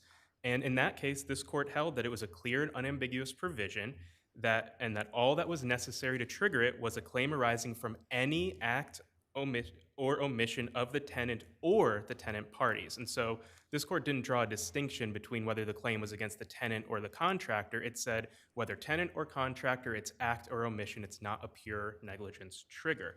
And so even if this court ultimately agrees that the tenants didn't commit negligence, we believe that there's enough for a jury to reasonably determine that they nonetheless committed some act or omission that was responsible, at least in part, for this accident. And maybe it's 1% responsible, but that's enough to get past summary judgment, and it's enough for us to have a valid contractual indemnity claim against them. I'd like to also address an issue that came up essentially during the pendency of the appeal, which is that we settled with the plaintiff, and then in their brief, the tenants argued that General Obligations Law 15-108 now bars a contractual indemnity claim. That's contrary to the plain language of the statute, which only bars contribution, not contractual indemnity. This court held as much in the Promenade versus Schindler elevator case. And also, if there was no negligence, but if there was an act or omission, it wouldn't trigger the negligence trigger, therefore the contractual indemnification would be valid. Correct, Your Honor. And also, it's important to note that the tenants are relying on cases where a party essentially sues for contribution but labels it common law indemnity, kind of masquerading a contribution claim and in effect to get around the statute. That's what the Court of Appeals said in Rosado you can't do. But the court certainly did not say that a settlement bars contractual claims. And if we take a step back, under the tenant's view, a defendant could never settle with the plaintiff if they wanted to preserve any contractual claims against co-defendants or third parties. And so that would punish plaintiffs, it would force parties to take cases all the way through trial, and it would prevent reasonable settlements, all of which are contrary to why the legislature enacted the statute in the first place, was to ensure that you could settle cases, and as a result of you entering a reasonable settlement, we're going to give you the benefit of no longer having contribution claims. And frankly, that's why once we did settle with the plaintiff, we filed that stipulation releasing our contribution and common law indemnification claims. But to say that we can't settle and still have contractual claims is contrary to both the case law and the plain language of the statute. I'd also like to briefly address the argument that came up for the first time in appeal regarding Section 5-321. The court should reject the attempt to bring that up for the first time in this appeal. If the tenants really believed that that statute applied, they could have raised it at some point during these proceedings. It was not raised in their answer to our cross-claim. It was not, they didn't seek summary judgment in their favor on the statute. They didn't reference the statute at the summary judgment hearing, and so we don't think the record is developed enough for this court to make that determination for the first time. It should have been brought up below. And in my remaining time, just briefly would like to address the order denying summary judgment for us on the breach of contract for failure to procure insurance. We believe the case law is clear, especially the most recent of all of them, the Benedetto case, that all we have to show for liability on breach of contract for failure to procure insurance is that they had a requirement to get the insurance and they didn't do it. So we understand that the Supreme Court might have had reservations about granting a final judgment on this, but we're only asking for a judgment on liability. There's no dispute. It's not a question of substantial compliance. They say they didn't get any insurance. And so whether that ultimately resulted in damages is a question of damages. But it would be like saying if a party... Counsel, what case stands for that proposition? So the Benedetto versus Hyatt case stands... Benedetto? Yes, Your Honor. That's 203 AD 3D 505. And the quote was, "A party moving for summary judgment on its claim for failure to procure insurance meets its prima facie burden by establishing that a contract provision requiring insurance was not complied with." And so that's it. We're just asking... Even if there's no damages at all alleged? Or we don't know the extent of the damages? Yes, Your Honor, because that's like saying that if a party admits to doing something negligent in a deposition, we can't get summary judgment on negligence just because there might not be ultimately damage. The Rodriguez case. Perhaps, Your Honor. And so ultimately, we think that CLPR 3212 allows for partial summary judgment on claims. And ultimately, we shouldn't have to go forward and present evidence on whether they didn't get the insurance when we all agree they didn't. So whether or not we ultimately prove damages is a separate issue. Well, okay, except that a claim is for loss and damages, right? If you could breach a contract 100 ways up and down, if you have no damages, you have no claim. Well, we would have no right to final summary But no, we would never grant that kind of judgment. You have to prove both to get your judgment. We don't believe, Your Honor, that is... You're saying to me that there can be a finding for breach of contract without damages. Have you ever seen that? For breach and then we can proceed. With no damages? Well, we're not saying that they have to determine damages now, but we can have a determination of liability in the same way we could have it on liability for negligence, and then we're going to go to trial on damages. The same should apply here. And we'd ask that your honors reverse the order with respect to our contractual indemnity cross-claim and with our cross-claim for breach of the obligation to procure insurance. Thank you, your honors. All right, I have the tenants is my last original argument, right? Good afternoon, Your Honor. James Hirschhorn, Sills, Cummis, and Gross for the tenants. Two issues here. One are everyone's claims that we should not have been let out on liability, and the other is GR's claims for contractual indemnity and breach of the contract to procure insurance. Well, there's no doubt you didn't get the insurance, right? You're not denying There is that. no doubt that we did not get The only question is whether or not there are any damages that arise from your failure. Frankly, I will Okay, all right. defer to That your, one I think- I will defer to your Honor's conclusion that at least pleading that one has suffered damages is an essential element of any breach of contract claim. On the issue of contractual indemnity, GR is arguing that we have, that the trial justice and we have taken acts and omissions out of the contractual language by reducing it to a pure negligence trigger.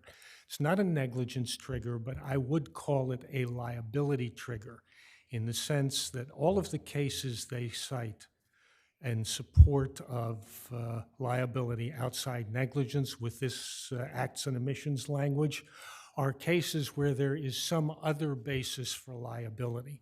Most of them are cases where the indemnified party was found to be strictly liable under New York Labor Law 240. One of them involves liability for employment discrimination. There has to be some liability here. If we But that liability would be from GR?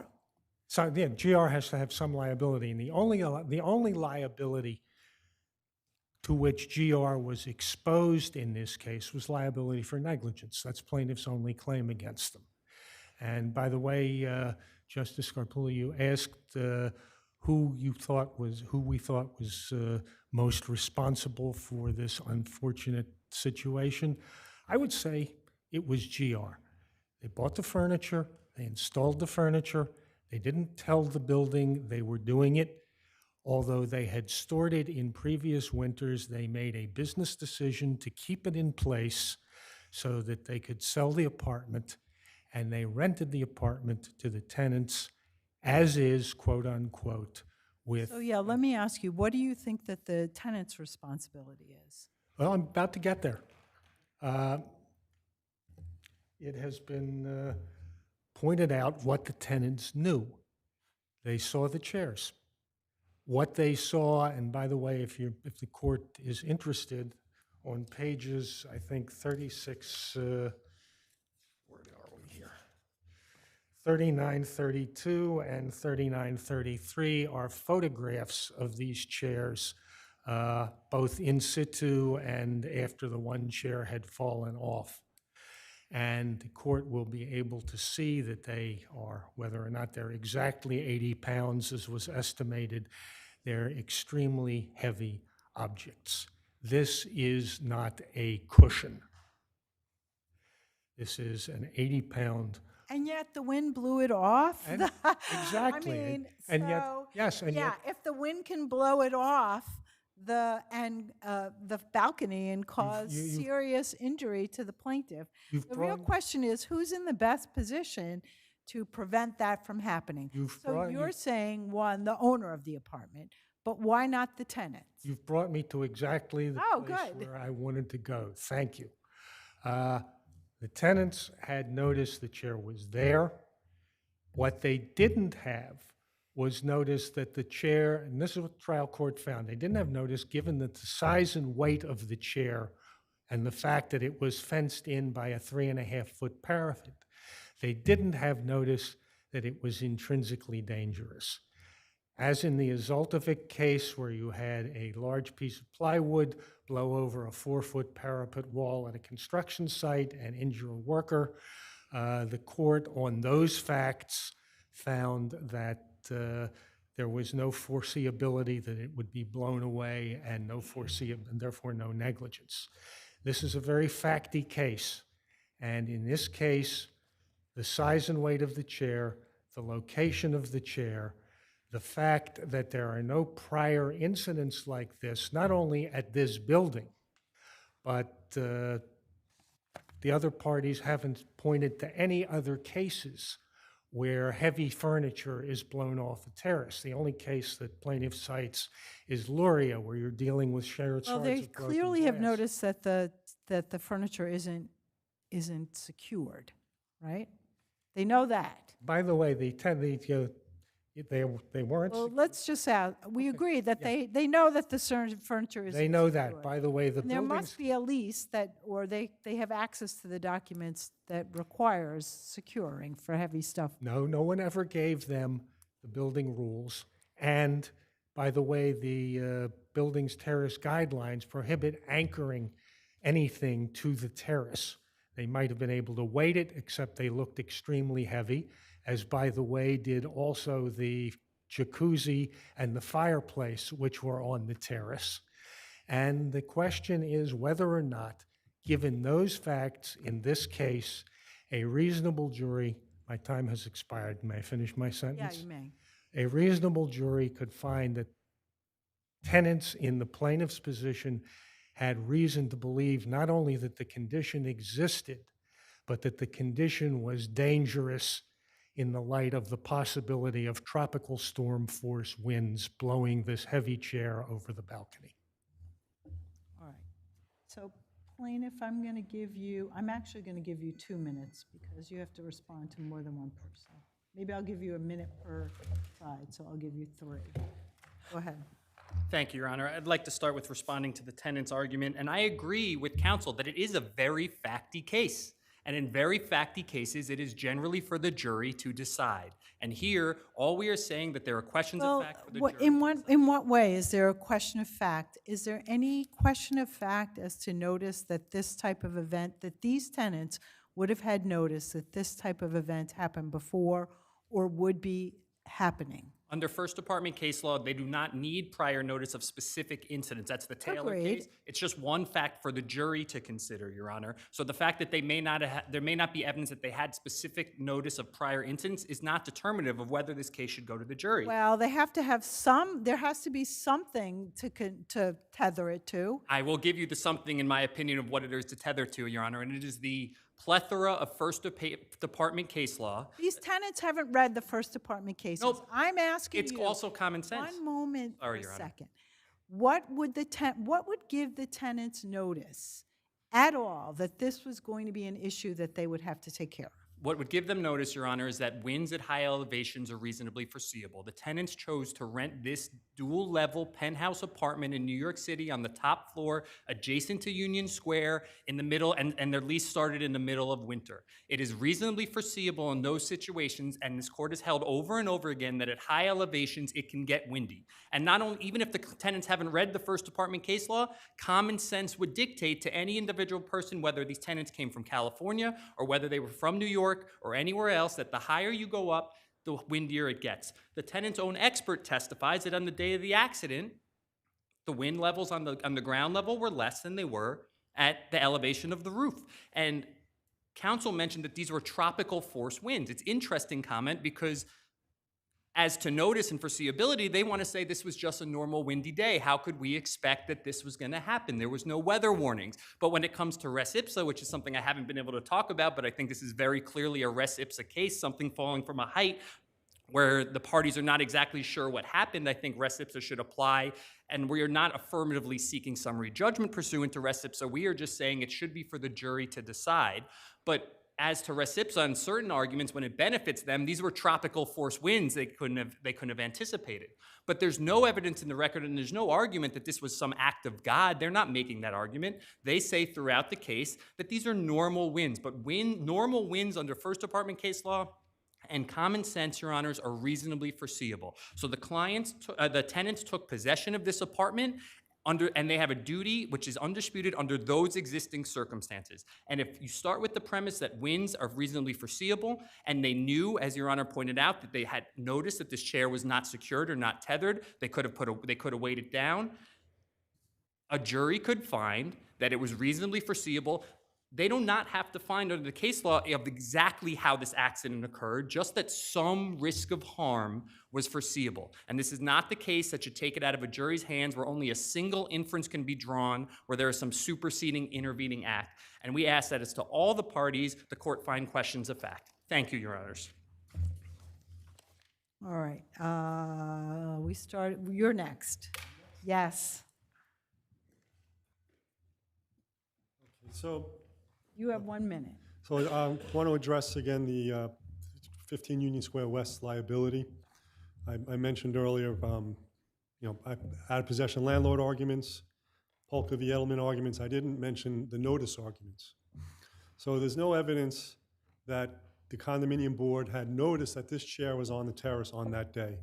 This chair was normally placed in storage in the winter months.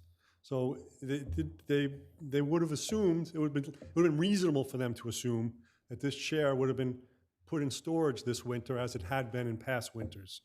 It was only left on the terrace because they wanted to sell the condominium and they wanted the terrace to look like the real estate brochures. So there's no evidence that that the condominium board had noticed that the chair. So if the furniture gets removed, who removes the furniture? The tenant or the occupier, so GR Realty. But does BHS and 15 Union somehow help the tenant in removing the furniture, placing it away? No, tenants, whoever, GR Realty hires movers to move the furniture. And does somebody need to authorize the furniture to remain during the winter months? No, I mean, no one has to authorize, well, GR Realty authorized that it remained, but no one from the building was involved in that decision to keep the furniture on the terrace.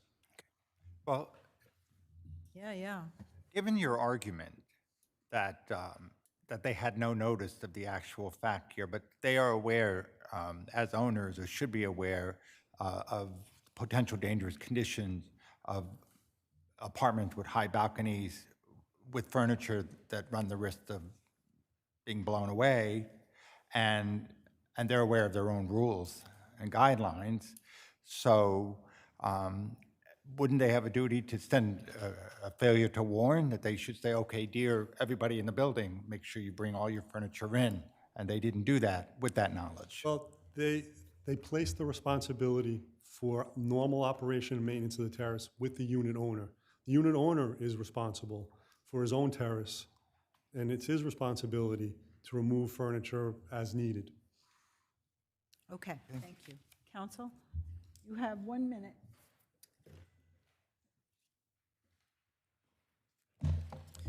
Thank you, Your Honors. On the contractual indemnity claim, the nature of the claim against GR Realty is not what controls. The provision says act, omission, or negligence. A plaintiff can't sue GR Realty for the claim of act or omission, right? The only claim has to be negligence. And so we think Karwowski supports our position that an act of negligence on the tenant's not required. With respect to the tenant's lack of notice, counsel brought up the fact that Mr. Dubagras evaluated the chair. He said, I looked at it, I determined that it seemed heavy enough to me to not require being secured. And so they arguably undertook at least some sort of obligation to determine whether that was required, and a reasonable jury could say, well, if I was the one who looked at this chair, I might have taken a different action. And again, maybe that's 1% negligence, but that's enough for the tenants to remain in this case along with the other parties. So we ask that Your Honors reverse that. Of course, it follows that you reverse the order on the contractual indemnity, but regardless of that ruling, the Supreme Court misinterpreted our indemnity provision, and it should be reversed anyway. Thank you, Your Honors. Thank you. And tenants? Yes. Your Honor, on liability, 2 points. The first is the case law says that generally or ordinarily these questions are for the jury. Generally or ordinarily are not synonyms for universally. Zoltovic shows that there can be and are cases where the risk is not foreseeable. Second It's is, true, except it seems that of all the people, your clients are the ones who are there, who actually see what's going on, right? Your clients are the ones who are seeing the wind. Your clients are the ones who are seeing the furniture. So who's in the best position to make sure that this doesn't happen? Your clients. I suggest, Your Honor, that the people in the best position to make sure it didn't happen were the landlord who put the chairs there, who knew about, by the way, the cushion incident and neglected to tell the clients about it, the tenants about it, who knew or should have known about the building rules and never bothered to tell the tenants about it, and who rented the apartment as is and put a provision in the lease that they couldn't move the furniture. As to the contractual indemnification, I would note, first of all, on Section 5, 321, it was raised in a footnote below, but under Branson versus State and DeFigiola versus Horatio Arms, and I can get the court the citations afterwards, it poses a pure question of law whether or not Section 5, 321 would void indemnity for negligence. And in addition, because the statute itself declares it to be the public policy of the state of New York that such a provision is void, the interests of justice also require that the court consider the statute. Finally, on the question of, no, I see my time has expired. Thank you. Thank you, everyone. Thank you very much.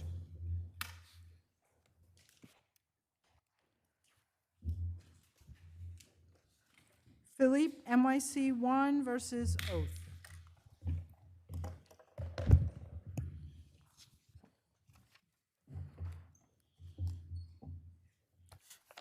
Just wait for counsel to get out, okay? Thank you. Yes, counsel. Good afternoon, Your Honors. May it please the court, Richard Cohn for petitioner appellant Phipe NYC 1. Appellant's restaurant, Phipe Chow, is an internationally renowned and is celebrating its 20th year of operations at its new location off of 5th Avenue at 10 East 5th. So they should have known not to keep perishable food in a walk-in refrigerator that they knew was broken and did not meet the required temperature for safety. They should have known that. Of course, because you don't stay in business. And when the inspector showed up there, even though there was an active work order to try and repair, and even though there was some food in the what they call the low boy units, there was still perishable food in this unworkable or defective walk-in refrigerator, correct? Your Honor, it's not. Yeah, it's really a yes or no, correct? Yes, Your Honor, it was discovered that morning. The big main. So you should have gone in there and thrown it all out. First you quarantine it, and before you throw it out, you take pictures, you call the vendors, you get credits, you file an insurance claims. There's thousands of dollars of food in there that went out, so it was needed to be set aside and quarantined so it would not be used. Was that done? Yes, it was done. Where's the proof in the record that was done? The hearing officer and the health inspector gave credit that the food was kept there in the non-functioning unit. Replacement food for that night service, that day service, was delivered and came and not put into the quarantined refrigerator. So that was exactly what was done. So that was there, a temporary holding place for the furniture, the walk-in refrigerator. Why did you keep in the refrigerator rather than putting it into a location where no one could go to it, let's say in a cellar on the bottom, outside the reach of workers that may serve it? Wouldn't that make more sense? Why would you leave it in the place where refrigeration is, it should hold it for use, not for segregation for insurance purposes? This was an emergency situation. There's hundreds of diners that come every single day.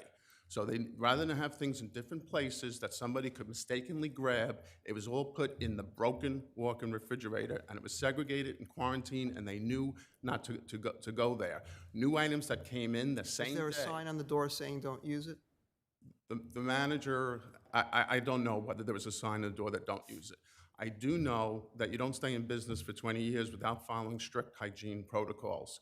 And I do know that the manager, GM, worked very closely with the chef They know how to treat things properly. People don't come back to your restaurant if you're giving them items that are no good and could give them food poisoning. So this was an unfortunate incident that happened to happen the same day that a health inspection came in. And the point I wanted to address is on the violations. If you don't have an A rating, you might as well fail. You might as well close. And anything less than an A is a failure, right? So it's critically important to follow all these procedures. So what the inspector did that I feel was totally improper and violation is they stacked the violations. It was one refrigerator, right? Same date, same location, same respondent, same condition, the refrigeration failure, and the same legal element, the food out of temperature. They said the watermelon is in the refrigerator is out of temperature. The shrimp on this side of the refrigerator is out of temperature. The sprouts on that side is out of refrigerator. It was one violation. I mean, isn't that what Oath said? It's one violation bundled together for penalty purposes? So that's the problem, right? Because they said one violation divided. If it was one violation, it's a couple $100, whatever the fine is, and it's 7 points. By putting it all together and duplicating it, they then made it a 10-point violation. And when you have a 10-point violation, it gets you above 13 points. You need 13 points or less to have an A rating. So it could have been, they said it was one violation. Well, let me just make sure. Your A rating is still an A rating, right? You still have an A rating. Not from this location. We have an A rating now at the new location. Okay, well, we're waiting. But I thought if you get only 10 points. No, we didn't get 10 points. It was like 20-something points, right? What I'm saying is there were several violations. The one that you're referring to now was one violation divided. The only one that we're talking about is this violation. That's what you appealed. You appealed this violation, right? This notice of violation, which had different line items, and So each you're line saying item has you would have, points. what points would you have gotten if it was one violation as opposed to the points you got? I mean, I didn't see that at all. I didn't see anything about that. So, just to answer your question, Your Honor. But I mean, you didn't argue it in your brief. No, I wrote it. Yes, there was multiple violations. No, you argued that there was multiple, but it didn't, I don't recall you saying that it changed you from an A to a B. No, it definitely does. If all the violations are sustained, it would definitely be a B and not an A. Okay. So that was the one violation. And then the other one was the refrigeration that I just want to touch point on briefly, is that they said that it was inadequate capacity of refrigerators, right? And that's based upon how big your restaurant is, how many chairs you have, tables, how many menu items, do you have enough refrigeration? And they said that because the walk-in refrigerator that failed that day and was repaired the same day, because we called for an emergency repair, was not usable that day. So that was a malfunctioning refrigerator. That doesn't go into whether or not there was enough capacity for a restaurant on any given day. They didn't go into any of those elements, so it's a legal issue that they issued the wrong violation, and none of those elements were sustained. Okay, thank you.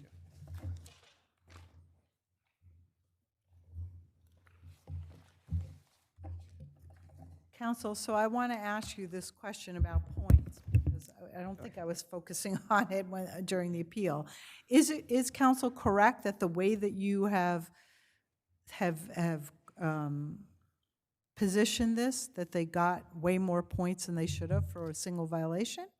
So, good afternoon, Your Honors. Good afternoon. And the answer is no. So first of all, as you mentioned during this argument, this was not an issue that was really raised in the brief. There was maybe a throwaway sentence about the number of points, but it was not raised at the hearing that there was unfair point total.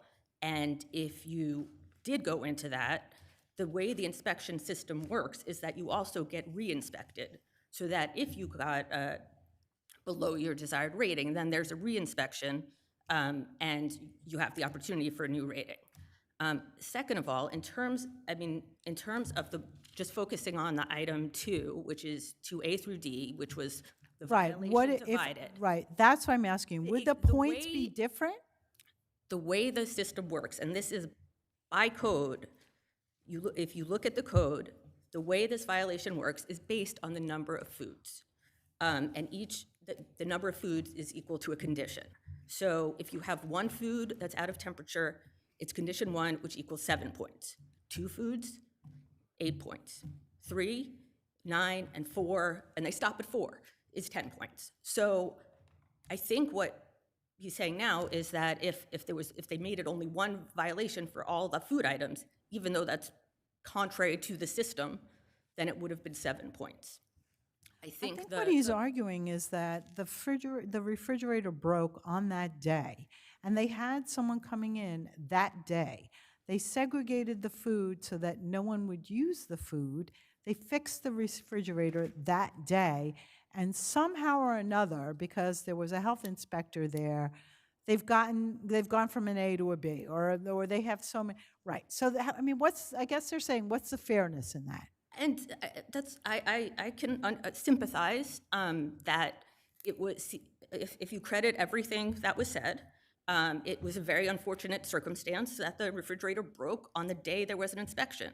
But that does not change that there were the violations which were established by the hearing officer. And the fact that it broke that day and was being fixed is not a defense. So what were they supposed to do? So the refrigerator goes out, they call an inspector, someone to repair it.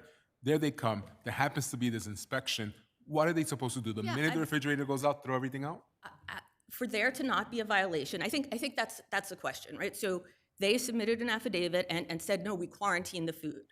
But and what the does hearing that mean? officer... Quarantine means they just left it in the refrigerator and didn't use it. Exactly. Well, they didn't use it, and what the hearing officer said is that because some of the descriptions were vague, based on the proof there, which the hearing officer is in their province to weigh the evidence, it did not establish that the food was quarantined to not be used. So they said it, and maybe if there was more evidence... Had they removed the food, put it somewhere else and said, you can't use this, taking that out of the fridge. But here there was inaction. It's just this theory, we quarantined it by saying we're not going to use it. Exactly. And I think... So had they affixed a sign to the refrigerator saying, do not use this food, that would have been good enough? I don't know if it would have been good enough. I think it would depend on what evidence was submitted that the hearing officer would review and weigh. But it's more than what we have here.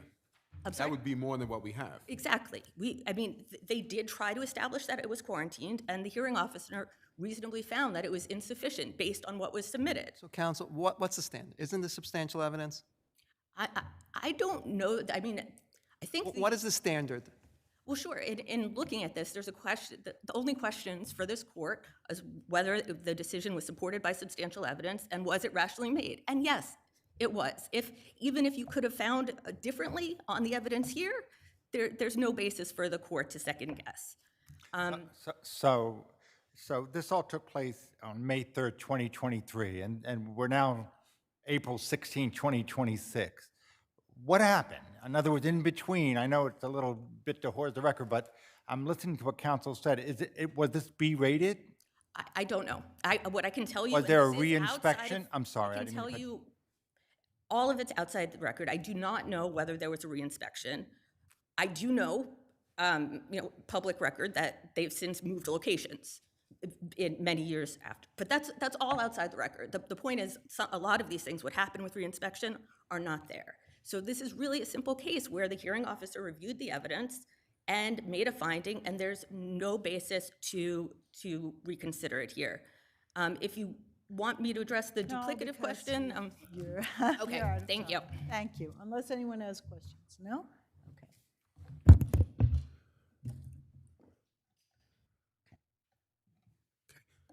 All due respect, Your Honors, the issue is really not on the quarantine. The issue is on, and I found in the record, originally it was 34 points, which would have been a grade C. The hearing officer dismissed several of them, but left the 2A through D, the duplicative one, and also left the one about not having enough capacity of the refrigeration, okay? So the point I'm trying to make here is that the duplicative one is not, it violates case law, that you can't say the eggs and the shrimp and the watermelon all count as additional violations because it's the same factual element, the same unit. Well, that's how they interpret their... That's not what the law says, and the law also has a duplicative doctrine. There's case law regarding that you can't stack these violations. If they found watermelon in one fridge out of temperature and shrimp in a different fridge, I agree, that's it. But it was the same unfortunate incident that they stacked. And then just on the last one with the capacity, that's clearly a legal issue. It's not a factual issue. They didn't talk about the menu items. They didn't talk about, it was clear from the record that we have plenty of capacity. We just didn't have it that one day due to the broken walk-in refrigerator. But it was designed with the proper capacity. And if those two things, if it became one violation for the food elements and one for the capacity, it'd be an A. Okay, thank you. Thank you both.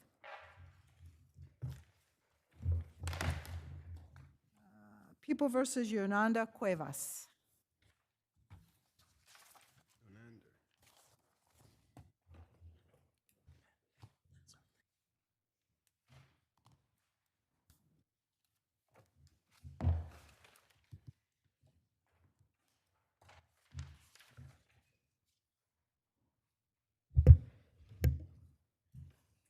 You may begin. Good afternoon. Taylor Poore with the Office of the Appellate Defender on behalf of Mr. Cuevas. This is a case with all the hallmarks of a wrongful conviction. I want to focus on the DNA evidence because it was the strongest possible evidence in support of the chosen misidentification defense. But and Mr. Cuevas. Did your client handle any of the duct tape? Starting with the motion to compel, and even actually during the pretrial hearing, there were references to both defendants working together to. At trial, what came in at trial in terms of the evidence as to whether or not he touched the duct tape? So I think what the respondent acknowledges is that at least one witness did not differentiate between the two men and their roles.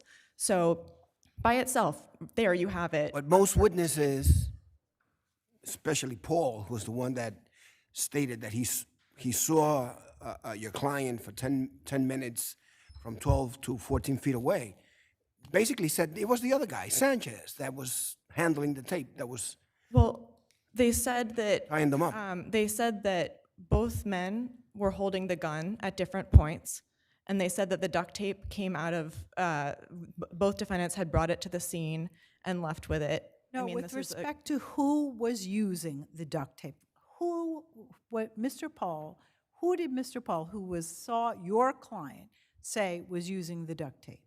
Well, he said he saw my client. He said that man was also 3 inches shorter than he was. I'm asking you about, you're saying that it was ineffective assistance. Yes, absolutely, Your Honor, yes. So we're trying to figure out whether that the fact that one person said everybody handled it is enough to say that it's ineffective if the lawyer said, I didn't do that because I thought it would distract the jury. So again, let's say, what evidence was there that your client handled the duct tape? There was Razia Ajim, who was not sure who did what. And also, Your Honor, I'm sorry? He didn't know. But the more importantly, Mr. Sanchez was also excluded from the DNA evidence. And when asked at the hearing, Mr. Slovis, when asked if he had an explanation for why he didn't use Mr. Sanchez's exclusion, he said he had no explanation. So the fact that this DNA evidence excluded both defendants really impeached the entire. That it excluded the defendants, or it's just that the DNA was not found on the duct tape? That's a very different matter. Well, Your Honor, so specifically, if you look at the reports themselves, there were 3 pieces of duct tape. 2 of them were suitable for comparison, and both the OCME expert who testified at the first trial and the reports themselves say very clearly that both defendants were excluded from the DNA that could be recovered I'm and asking tested. you, doesn't that mean that their DNA was not found on the duct tape? That means it's not that like they they could found not a have DNA on contributed. there that did not belong to either defendant. That they found the mixtures that they found the defendants could not have contributed to either of those mixtures, which is extremely powerful evidence, and it was used so the first trial. Yes. And what connects your client to the DNA evidence? Yes, but what connects your client to the DNA evidence? Well, you're saying the one person who said he didn't know, right? Well, there's no one who said your client was the one handling the duct tape, right? The prosecutor's theory was that both defendants worked in tandem and the That may DNA be true, but exclusion the evidence is excluded both of them. that may be true that they were acting in concert, but that doesn't mean that they both handled the duct tape. But Mr. Sanchez, who was accused of handling the duct tape, was excluded from the DNA evidence, which his lawyer used at the first trial, which resulting in a hung jury. So the prosecution's case, no matter whether or not you credit the argument, which again is being made for the first time, that Mr. Cuevas was not accused of touching the duct tape, even if we just focus on Mr. Sanchez, that was key to the prosecution's case, and it was directly contradicted by the DNA evidence. So you're saying that the fact that Mr. Sanchez, the co-defendant who had pled by this time, that the fact that his DNA was not recovered from the duct, It was excluded from the, that benefits your client. Absolutely. And when asked at the hearing, why didn't you use that evidence, which was also right in front of you, and in fact came out during the first trial, which again led to a hung jury, Mr. Slovis said he had no explanation. So, but he did explain why he didn't use the DNA evidence, right? Not with any Well, reason. yes, he he said he did. thought it would have been confusing. Is He it a said he thought- strategic decision? He decided that this is really an ID case, right? He said that this was an ID case, and the strongest possible. Could I just finish answering this question? Of course, yes. The strongest possible evidence to support his misidentification case was evidence that neither of the defendants were part of the DNA, that the prosecution asked for DNA swabs because they thought it was relevant and material to this case. And what Mr. Slovis said at the hearing was, he said the DNA was insufficient. He said it was, and I understand my time is up. I would just like to. we were doing one sentence. I'm sorry? You'll have time on rebuttal. Thank you, and if possible, I just wanted to reserve the opportunity to address the excessive sentence point on rebuttal. You can address everything else on rebuttal, Thank you very much. Okay? All right. Good afternoon, Your Honors. If it please the court, Kate Trifon for the people. Counsel, how do you respond to your adversary's position that because they were being charged as an acting in concert theory, that the exclusion of the co-defendant's DNA benefits the defendant? So, frankly, Your Honor, I've always been a little confused about that argument, including during the 440 hearing when it was put to Mr. Slovis. I mean, the truth is that the DNA that was, or excuse me, the duct tape was not tested, it did not show that the DNA was recovered from either Sanchez or the defendant here. So then at the retrial, at the second trial, Sanchez is excluded, right? He is mentioned, of course, when Paul is testifying and he explains that he saw, and I think actually Paul's the only witness who named Sanchez by name.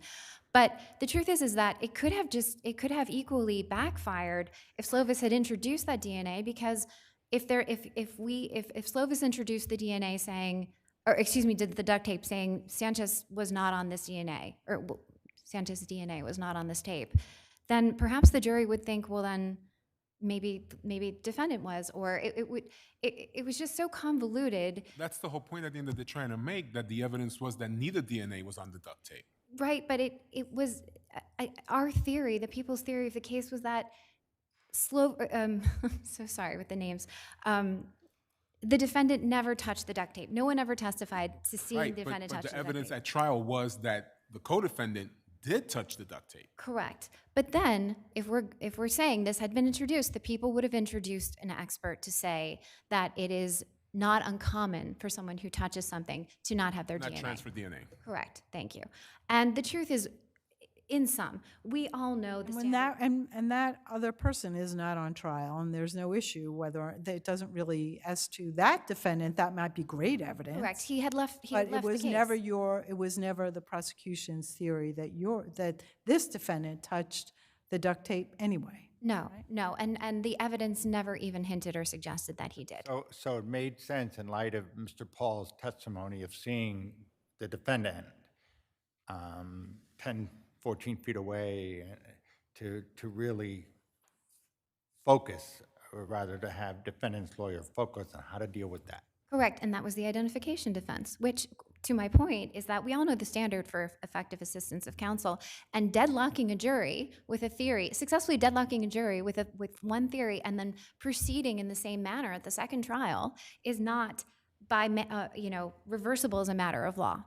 And the misidentification defense was the best defense. Now, when Mr. Paul saw the defendant, Mr. Paul was being tied up by Mr. Sanchez. Correct. Correct. So And the defendant was holding a gun on him for at least 10 minutes that he was focused on. and he was a few feet away from Mr. Paul. Correct. Now, counsel, now that you mentioned the identification, the court refused to suppress the identification, right? And that brings up the next question. What about the Brady violation? Yeah, so that is really, as the 440 court found, first of all, Detective Owens was not a principal witness, right? He had minimal involvement in this case. The likelihood that Wasn't he the one that conducted the lineup? he conducted the lineup. He's the one that made the statement that the court found incredible in terms of telling them that we got the suspect, or something to that effect. Well, the phone conversation that brought the witnesses down to the lineup, correct. But the nature, the substance of this Brady material was a 16-year-old complaint that had nothing to do with veracity and nothing to do with the underlying issue. That's true, but in a case where the defense is relying on a misidentification or something wrong with the identification proceeding, and the court has already found that the detective was partially incredible, isn't this evidence that the defense should have been able to use? Again, though, the Brady evidence did not go to veracity, and furthermore, neither the defendant on appeal below or the 440 court or the suppression court ever found that there was an issue with the lineup and the protocol of the lineup itself. It was only this one remote passing conversation, and it found. Well, irrespective from the lineup, the court also did an independent source hearing. Correct, Your Honor. And found that the witness had an independent reason to identify the. Right, and that witness testified at the hearing, presented evidence, said what the detective said to him, and then also buttressed with the fact that the detective repeatedly told Paul and the other witnesses, you have to be 100% sure. Counsel, why is this sentence of 20 years not excessive when he was offered 5 years if he pled, and his co-defendant only received 2 years? So he was offered that sentence out of consideration for the victims, and the victims not having to testify for ostensibly a third One of time. the victim, it's a father and son, right? And a third party, And a correct? There third were party. 3. And they were duct taped over their head. Almost set what they covered thought were with going to be set on gasoline. fire. It was a terrifying event. They went through the first trial. We offered this plea out of consideration for them. What was the offer originally?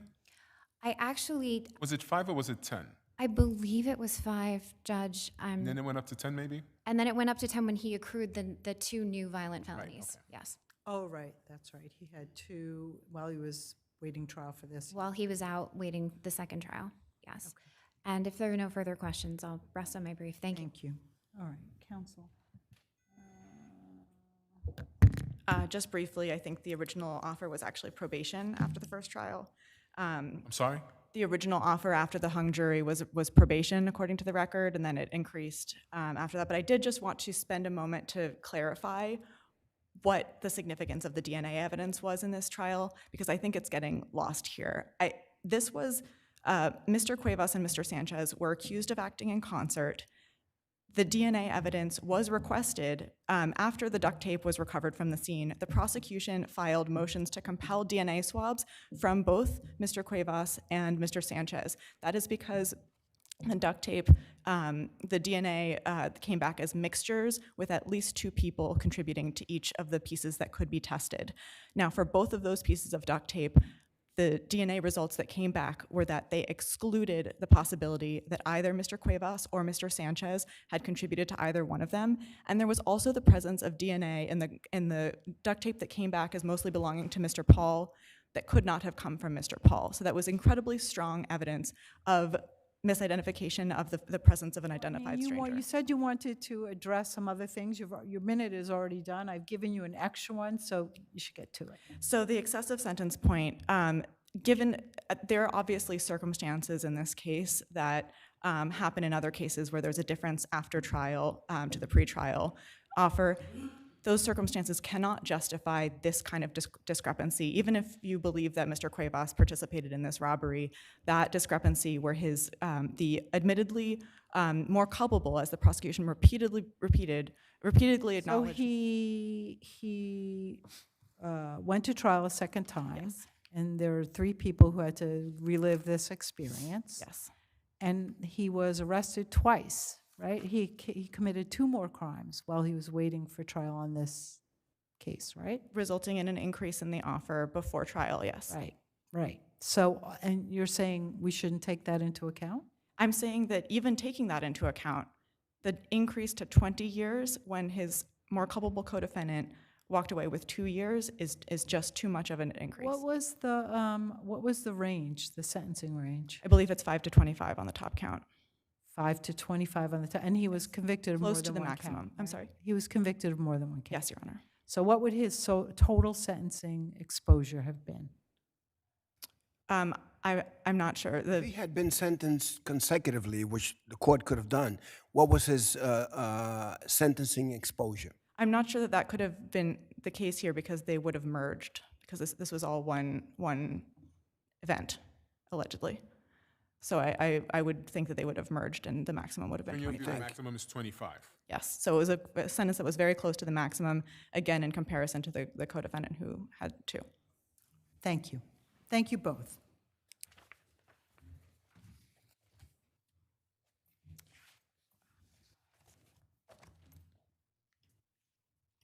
Pearson versus Jacupen.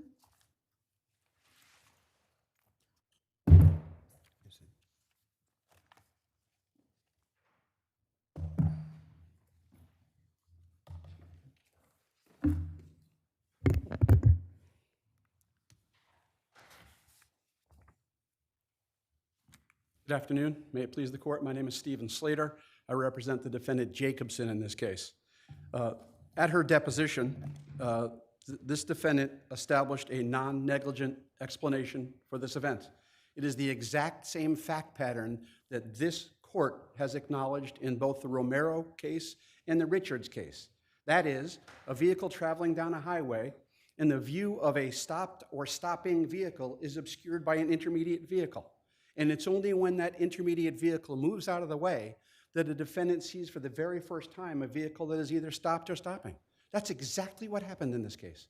And the court below acknowledged that. In their decision, the judge said the testimony establishes these facts, that she was traveling behind what she called a boxcar, and that it obscured her view until it moved out of the way. And the court said further, raising an issue of fact as to whether the defendant had an opportunity to expect that there would be stopped traffic.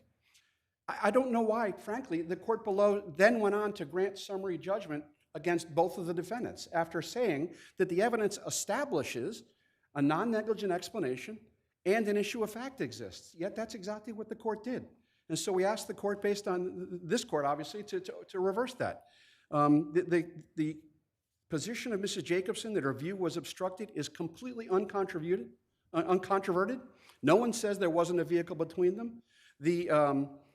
The police arrive at the scene of the accident and speak to the plaintiff, who acknowledges, and it says, she states that there was a sudden and unexpected mechanical difficulty with their vehicle, and that her vehicle came... Position now, correct? I'm sorry? She takes a different position from that now. Yeah, at her deposition, she said, no, I'm traveling 40 miles an hour down the street and just rear-ended. If that's not an issue of fact, I don't know what is.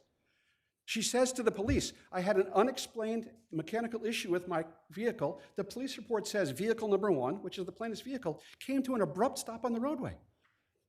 That's exactly what my client said happened. And this is a statement that is attributed to the plaintiff? Plaintiff, on a certified police report submitted in support of, in opposition to the plaintiff's motion for summary judgment. If there's no further questions, I'll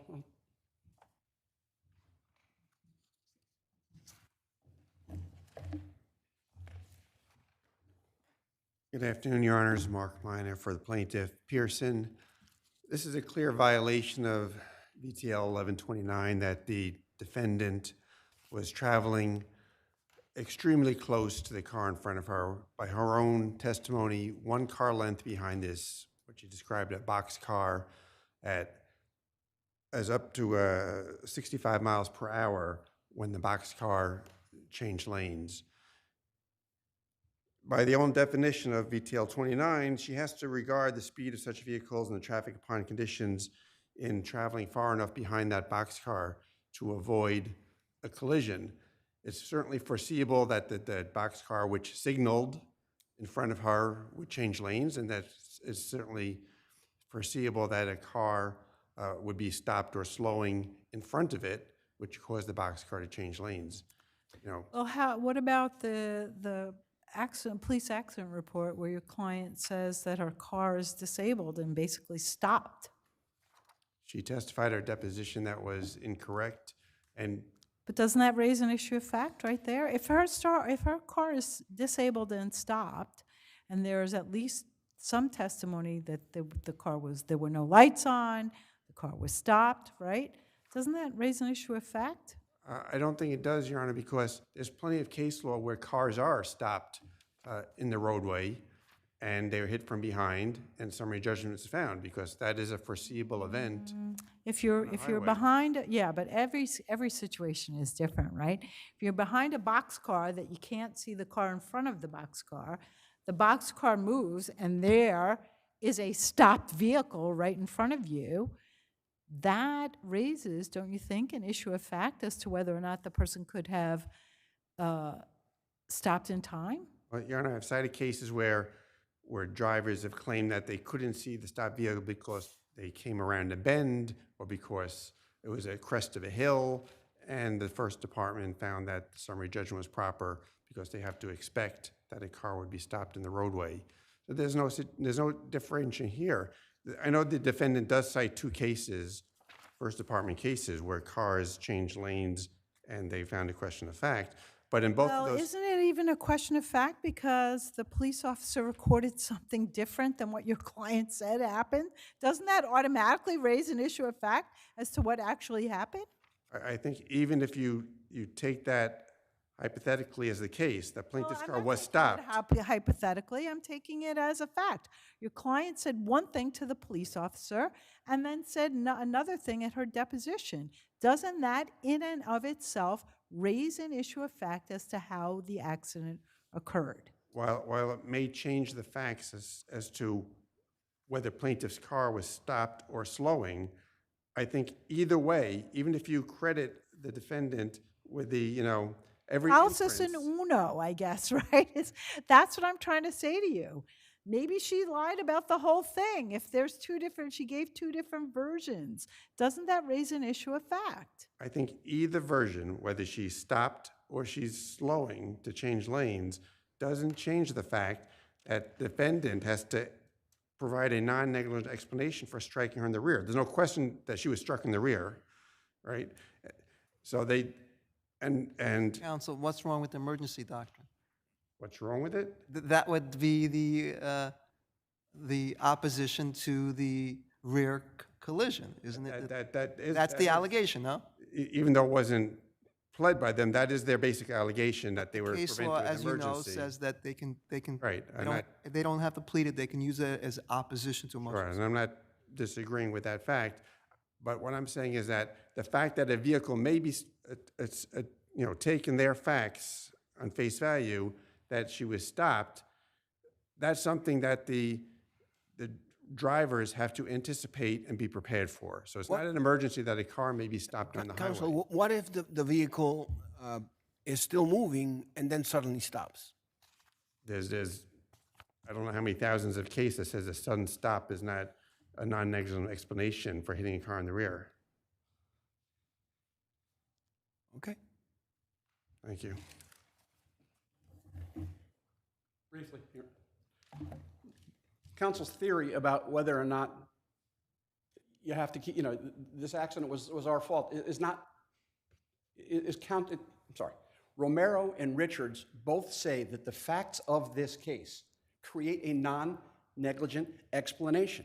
You have an obligation to keep a sufficient... So let me just say, we assume a rear end hit is a prima facie case. Yeah. But then the question is there a non-negligent explanation that would require a trial? Absolutely correct. And that's because 1129 of the VTL says you have to keep a sufficient distance from the car in front of you so that you don't hit it. My client didn't hit the car that was in front of it. That was the boxcar. My client was keeping an appropriate speed, an appropriate distance from the vehicle immediately in front of him. The reason this non-negligent explanation case law exists from this very court is that she wasn't following that stopped car. She didn't hit the car she was behind, that she was following. Romero and Richards, which were not addressed by counsel, In their opposition, they submit cases from other judicial departments and decades before Romero and Richards, which is still good law here. Thank you. Thank you. Thank you both. All right,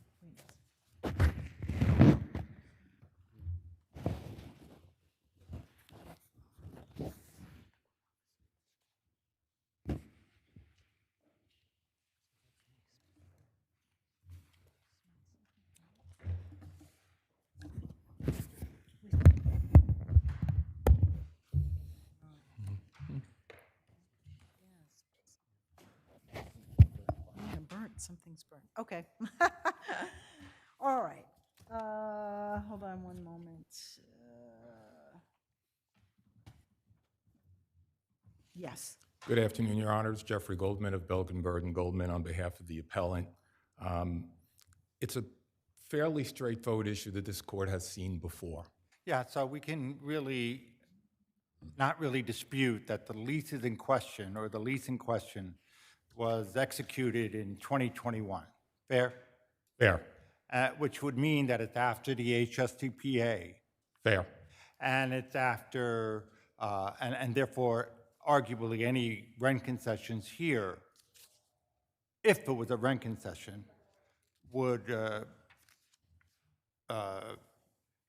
be controlling by the change in the law and fact sheet 40, essentially what governed us in the Gray case, which was just issued last month.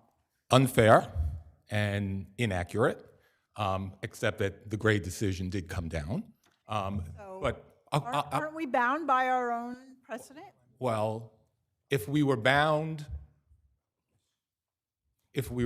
by our own precedent, then you would have followed Flynn, Chernett, Viol, which is a post-HSTPA case, and in Viol, it was remanded to examine the totality of the circumstances.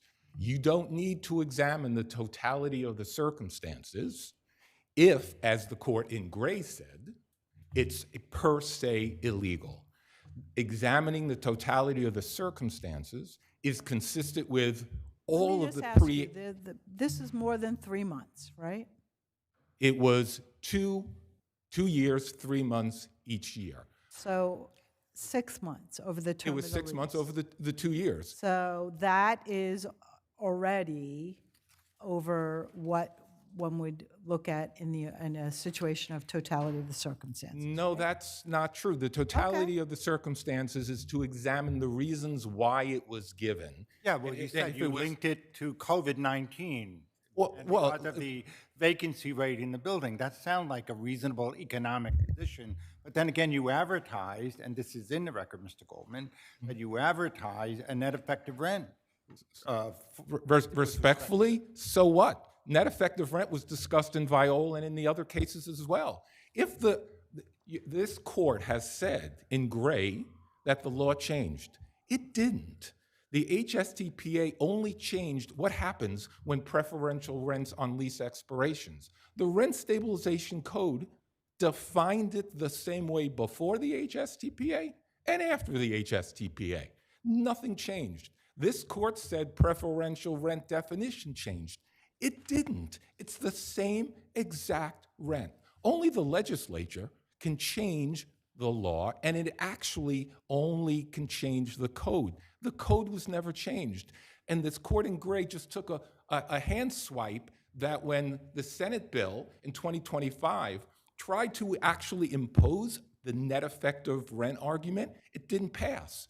If the law was that somehow pref rent is equal to net effective rent, they would have done it in the HSTPA. They never would have even tried to do it. And in fact, the case that UCF in the Gray case as being dismissive to looking at that, the court in that case actually said when there's no explanation by an agency as to why... Well, wait 1 second. Are you disputing that there's a new 40, fact sheet 40? No, not at all. There's a new fourth, yes. So it did change. No, but Your Honor... One moment. Your statement that it didn't change is inaccurate. Well, respectfully, it's not, because the definition of preferent in both the old and new is verbatim the same. What did change was the elimination of a description header that was called concessions. That was removed. So the old one says there are two types of rent concessions, right? Yes. There's one that is a rent concession and one that is not. That is not considered a preferential rent, right? Correct. In the new one, it just defines a preferential rent as a rent which an owner agrees to charge that is lower than the legal regulated rent the owner can lawfully correct. Correct. That's different No, from that's what it. I'm sorry, Your Honor. I know you're passionate about this, and so we're all passionate, but let me just finish, okay? That is different. It is that the guidance changed. You were right, the guidance. But if you also look at 2014 and 2019, there's an entire half page of other considerations, and it gives a lot of examples. Did the removal of all of the other considerations also change the law? Because that's what you're saying happened by removing concessions. I think what the court in Gray said was the DHCR's guidance on this issue has changed, and we defer generally to that guidance, right?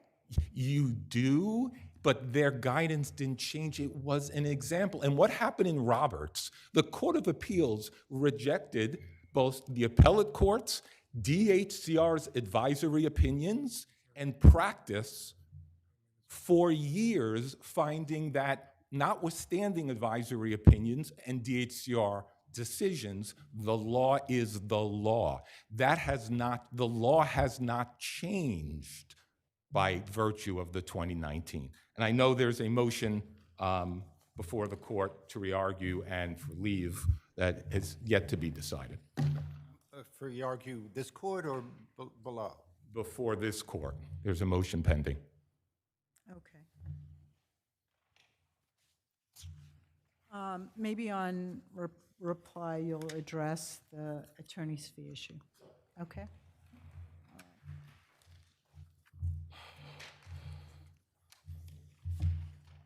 Mr. Choy? Yes, good afternoon, Your Honors. Attorney? I am not.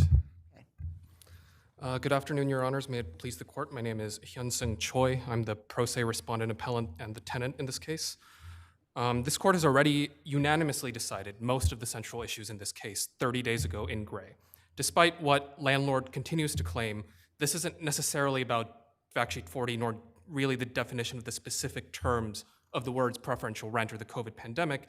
It's what the clear new words of the HSTPA says, that the renewal rents must be based upon the rent, quote, charged and paid by the tenant prior to that renewal. This is new legislative text that the legislature enacted into law.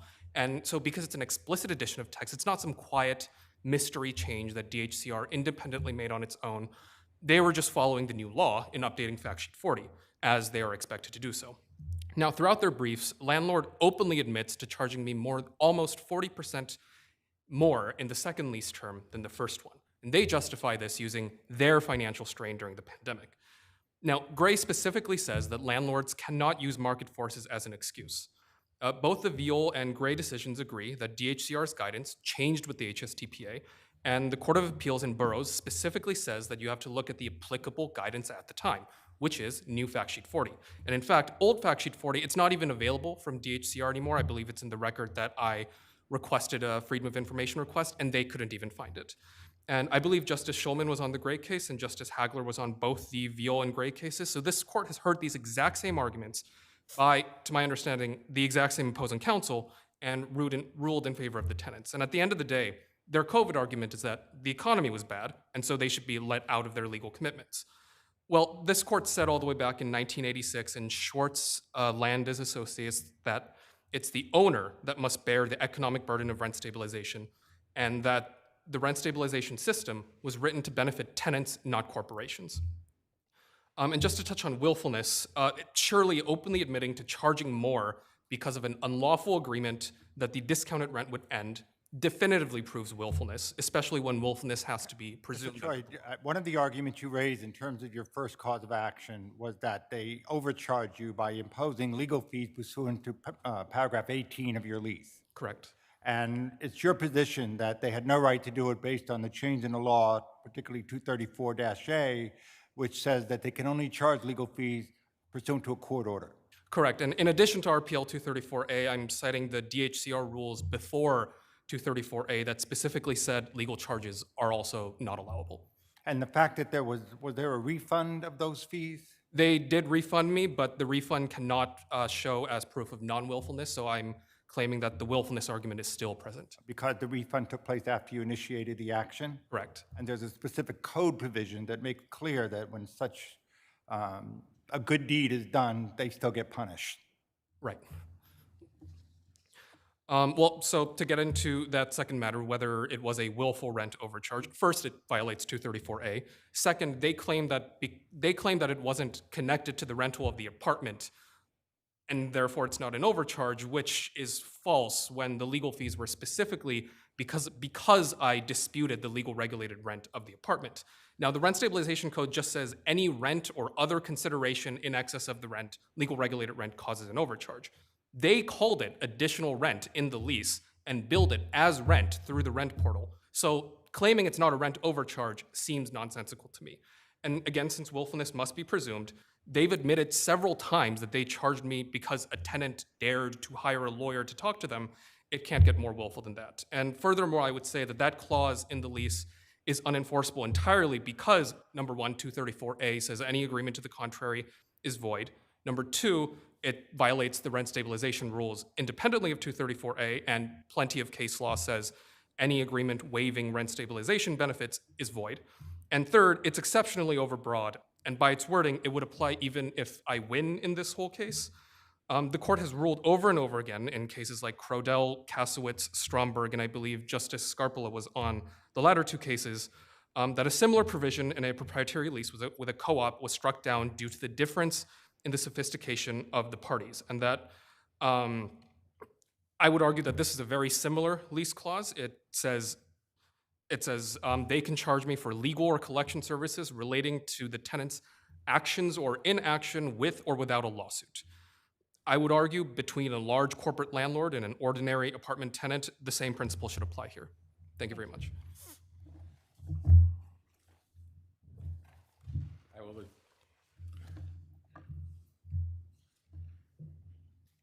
May I? Yes. Okay. I'll address attorney's fees in a minute, but I just want to comment on two things. What was said was charged and paid is new legislative law. That language was the law before the HSCPA and the same, number one. There's really no explanation in Gray why in Viol you would remand for totality of circumstances if it is per se, and there's nothing in Gray that addresses Borough's decision in 2003 that was affirmed by the Court of Appeals, which specifically said that the HSTPA did not actually change the preferential rent, and had the legislature wanted to do it, they would have done it, and that they'd left the distinction in place. So Gray doesn't address either Viol or Borough's. As to the legal fees, it's the collectability of the fees. So for two things, one, we can't sue in a non-payment proceeding to collect those fees, but it doesn't mean we can't sue in a plenary action and assuming we prevail. I've never, in my years, and I'm sure all the justices who have practiced in housing court, Supreme Court, there's never been an award of attorney's fees without proving prevailing party. And that doesn't change. We didn't. Well, then why did you charge the tenant before any lawsuit was brought? Because the tenant said, I think my rent is wrong. Well, it wasn't simply because I think my rent is wrong. We never sued for that, and there are many charges. Did you charge the tenant legal fees before you brought an action? Yes. And and is that illegal? No. Where is it illegal to put that charge on a bill? You would have to still prove it or commence an action to recover it. except if you have a good tenant who's paying their rent, they're going to pay it, right? I can't say what might be, Yes, but in this let's case, assume no. that you have a good tenant that is not trying to default on their lease. They're going to pay that charge before you ever go to court, correct? Does the possibility exist? Correct. Yes, okay. And didn't that happen here? Yeah, that's exactly what happened. And when you realize after he started the action and you saw that first cause of action, as good lawyers, you probably advise, well, that's privilege. But there was a there was a refund of those There fees was an after the immediate action. refund with interest in this case. Yes. Thank you. Thank you. Thank you both. Thank you all.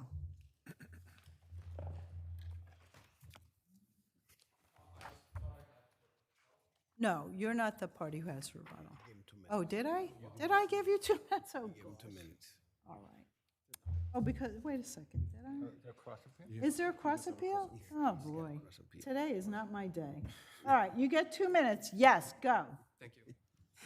So just to address the cases that my landlord mentioned, Flynn is a pre-HSTPA case. The lease was pre-HSTPA. The concessions were pre-HSTPA as far as I'm aware. So that should not control here. Viol was remanded to the lower court because, as I believe, it was on a motion to dismiss. So as I understand it, this court wouldn't have been able to simply rule that the tenants were right.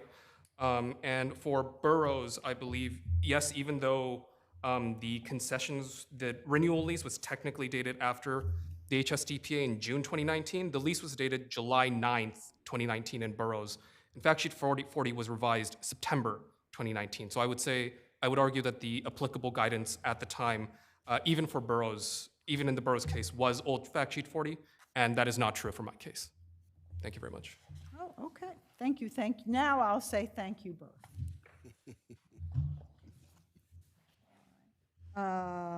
PS Marcato Elevator versus Scottsdale Insurance.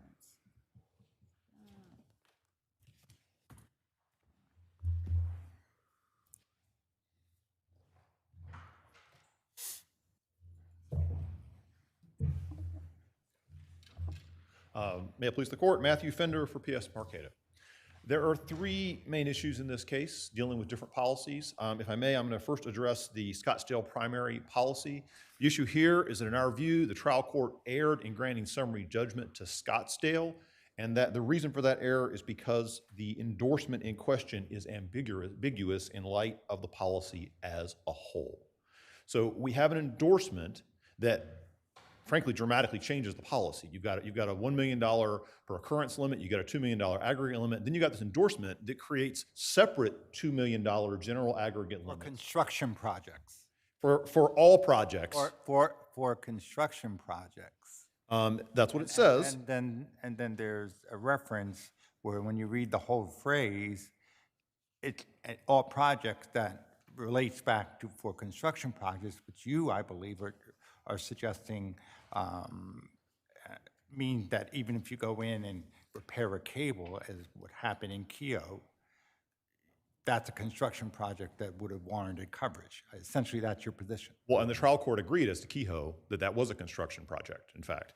But there's also language in the supplemental declarations indicating that the policy contains a per project aggregate, which is what Marcato felt that it was bargaining Also, for. interpreting the contract the way that you ask us to, in terms of that it's all projects, doesn't that do away with the aggregate limit of $2 million?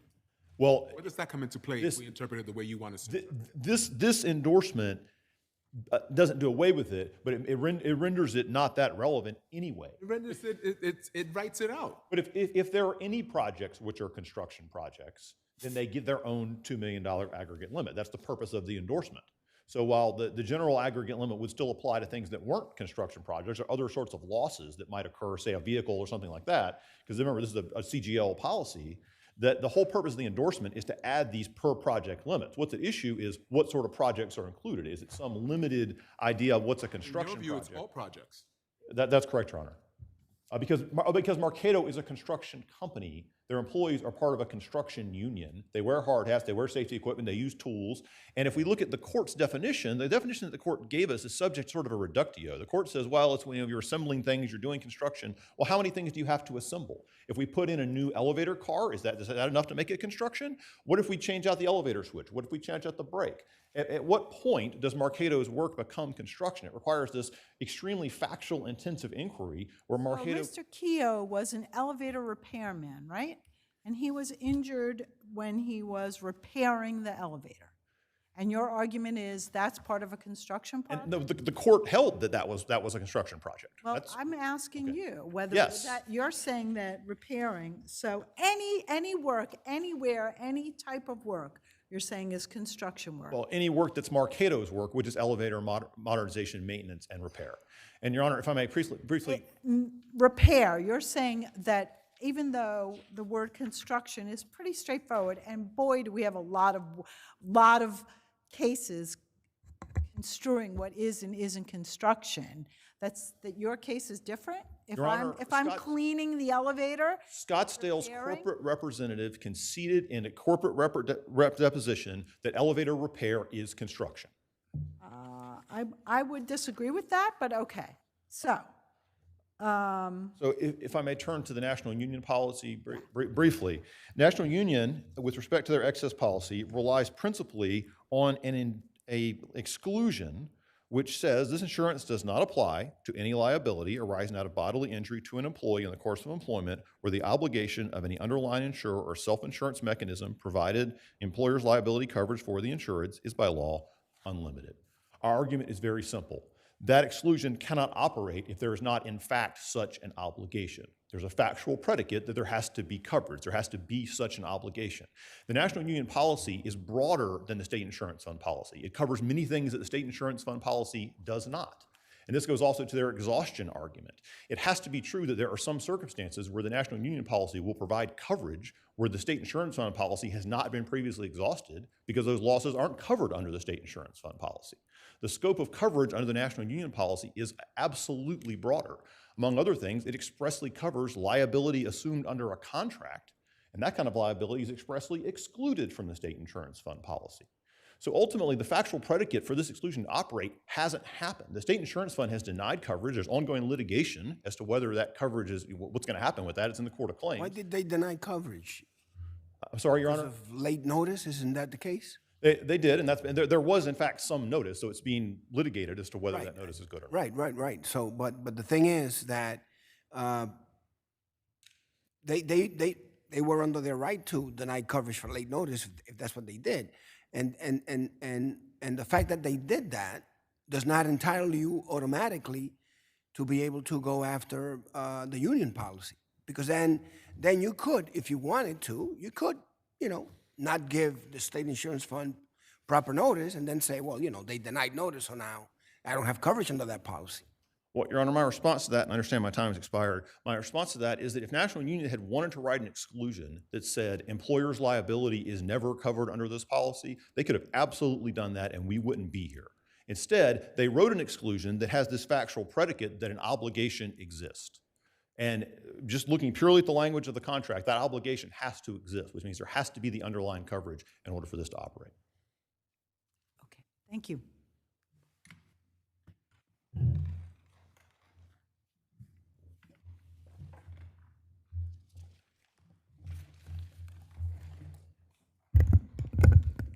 May it please the court, Sarah Zilkowski for the defendant respondent, Scottsdale Insurance Company. You should maybe move that a little bit more. Yeah. I'm short. I'm not wearing heels today. Not saying anything about your height, just asking you. The lower court properly concluded that the designated construction project's general aggregate limit endorsement to the primary Scottsdale insurance policy does not categorically apply to all work performed by the plaintiff. It only applied to work of ongoing construction projects. I'm going to say to the court, I don't think you need to even consider the argument that the term construction project is ambiguous because of the record on appeal before you only really involves 3 lawsuits. It is the Cahill lawsuit, it is the Marscana lawsuit, and the Espinal lawsuit. The Espinal lawsuit involved a case in which there was no ongoing construction. There's no question about that. Likewise, with the Moranska lawsuit, which involved the misleveling of the elevator, there was no ongoing operations performed by Marcato in that Counsel lawsuit. says that the court below found that there was all construction. Is that do you agree with that? The court below held that the Cahoe lawsuit involved construction because it involved a repair project that took place over many weeks. It was an intrinsic. It was repair project, but because the labor law was implicated because of his fall from the ladder. That's a very different prism than analyzing an insurance contract. Correct. Being done here in terms of the aggregate limit that he's trying to apply in this project. Correct, and the lower court held that the repair project involved in Cahoe was a very intrinsic. It was replacing the elevator, so it was in fact part of a larger project. It wasn't just maintaining an elevator. Maintenance is just making sure that something stays the same and nothing else occurs that it's servicing. Whereas construction involves the actual building and creating of the elevator or of a building. So the lower court did find that the Cahoe lawsuit did qualify within this aggregate endorsement, and Scottsdale has in fact rendered a payment to that effect. So the only two cases before the court right now really are the Moranska lawsuit and the Espinal lawsuit, and the question on the record on appeal clearly establishes that Marcato had no ongoing operations involving those projects at the time. And the question now is whether the insurance applies, whether the cap has been met or whether the cap is sort of. Well, I mean, Scottsdale, it's will undisputed. never be met, basically. It's undisputed, and there's nothing in the record on appeal to dispute the fact that Scottsdale did render payment, reaching the $2 million general aggregate. Right, but I think counsel is saying that it's right. The other cases should now also have their $2 million. Let me ask you this: how do you respond to counsel's argument that your representatives admitted that this is the way that the plaintiff is interpreting the contract is the correct way to interpret it? Well, I first off, I don't think that the court needs to consider the deposition testimony. I think this 9-volume record on appeal is superfluous. I think it was created to create an issue of fact and to force a trial, because I do think at the end of the day, the trial court reached the proper decision that this endorsement is not vague nor ambiguous, and we do not need to consider extrinsic evidence. And the fact that he doesn't agree with it does not require the court to go through this expedition and reviewing of nine volumes of documents before the court. So I don't agree with his statement that it should even be considered, let alone that is what my representative said. I just want to briefly touch on the fact that Scottsdale also issued a second layer excess policy which follows form to the National Union. I'm going to allow counsel for National Union to address the employer's liability exclusion. However, the Scottsdale policy also included the cross liability exclusion, which was relied upon. And for the first time on appeal, counsel is arguing that the owner of the building 61 Broadway in the Cahoe lawsuit was not an additional insured under the National Union policy, which does not follow form to the Scottsdale primary policy. I would just contend to the court that the National Union policy itself has an additional insured endorsement, which provides additional insured coverage when required by contract. And there was such a contract between 61 Broadway and Marcato. And since the Scottsdale policy does follow form with respect to the National Union policy, the cross liability exclusion applies. Counsel has not contested the fact that this liability is clear and unambiguous, and in fact that there is case law to support that finding. If there are no further questions, I'll allow counsel for National Union to address the other issue. Thank you.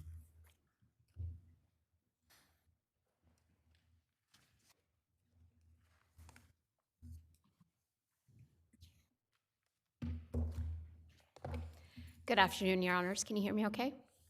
Shivani Podar from Herrick Feinstein. I represent National Union, a fire insurance company of Pittsburgh.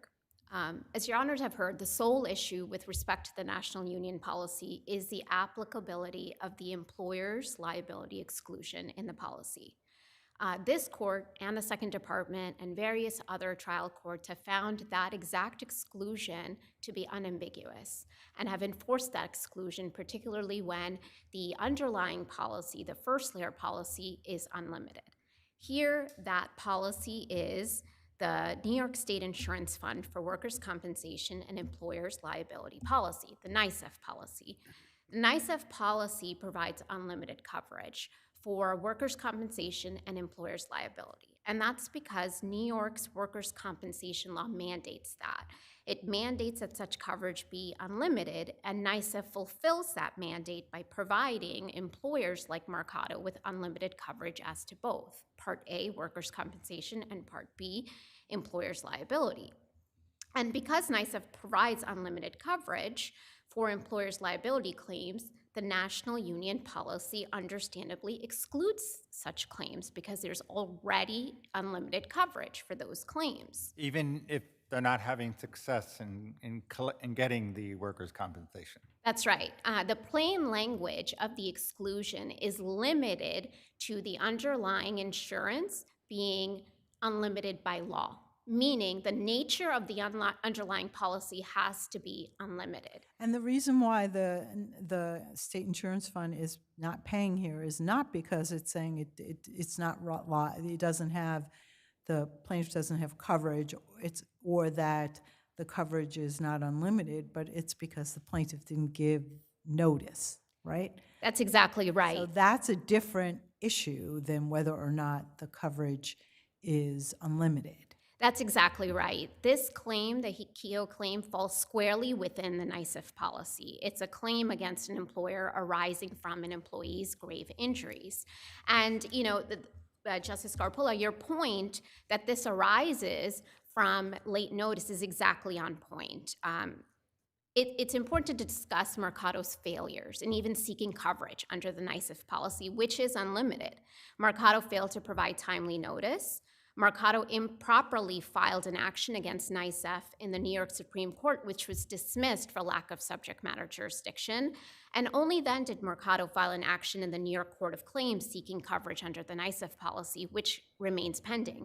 None of these facts are in their submissions. And so far from being the victim here, the stark reality is that they could have avoided this whole situation by giving timely notice under NYSEF. Does the workers' compensation fund deny that its coverage is unlimited as long as you file a timely claim? Or is there any indication that NYSEF wouldn't pay this claim? No, there's no indication of that. Case law and legislation and the New York Financial Department have all undisputably said that this is unlimited coverage.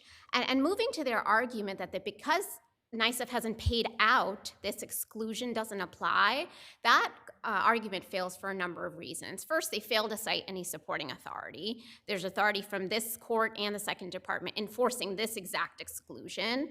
Second, there's nothing in the plain language of the exclusion that requires actual payment. The sole requirement is that the nature of the policy is unlimited. And when National Union intended to refer to actual payment, it did in the policy. If you look at the definition of loss in the National Union policy, it actually identifies those sums actually paid as judgments or settlements. The exclusion doesn't have that actually paid language. And third, making the applicability of this exclusion contingent on actual payment poses a troubling moral hazard, which Your Honor mentioned. If an insured can unilaterally shift responsibility for its own wrongdoing to an excess insurer and make the excess insurer a primary insurer, then insureds would have no reason to follow the obligations and the requirements of the primary policy. And excess insurers wouldn't be able to predict when their coverage is going to be triggered, and they would have to drop down to the layer of a primary carrier. And under New York law, it's clear under policy language in New York law that excess carriers are not required to drop down even when the primary layer is insolvent or no longer or disclaims coverage or unidentifiable. So for those reasons, this exclusion clearly applies, and the trial court's ruling should be affirmed. Thank you, counsel.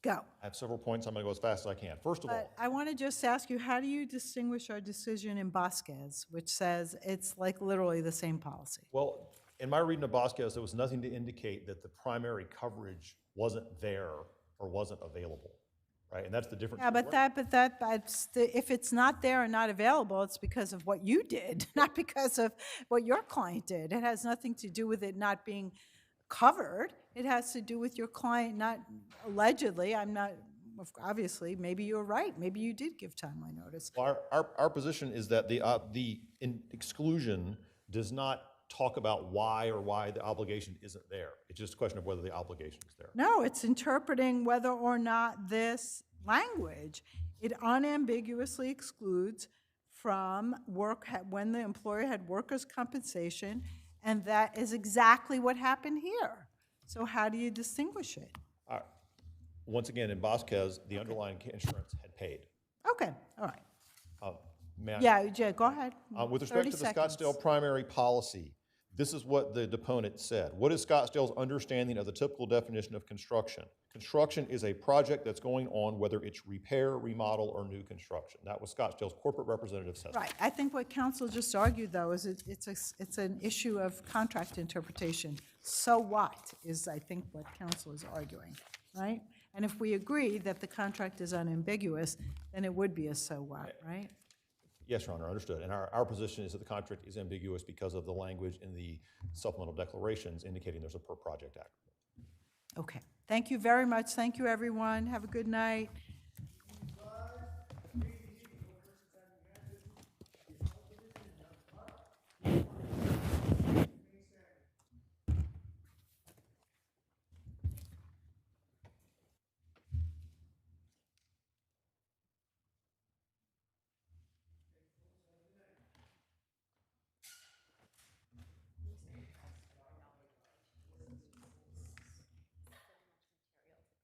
Actually,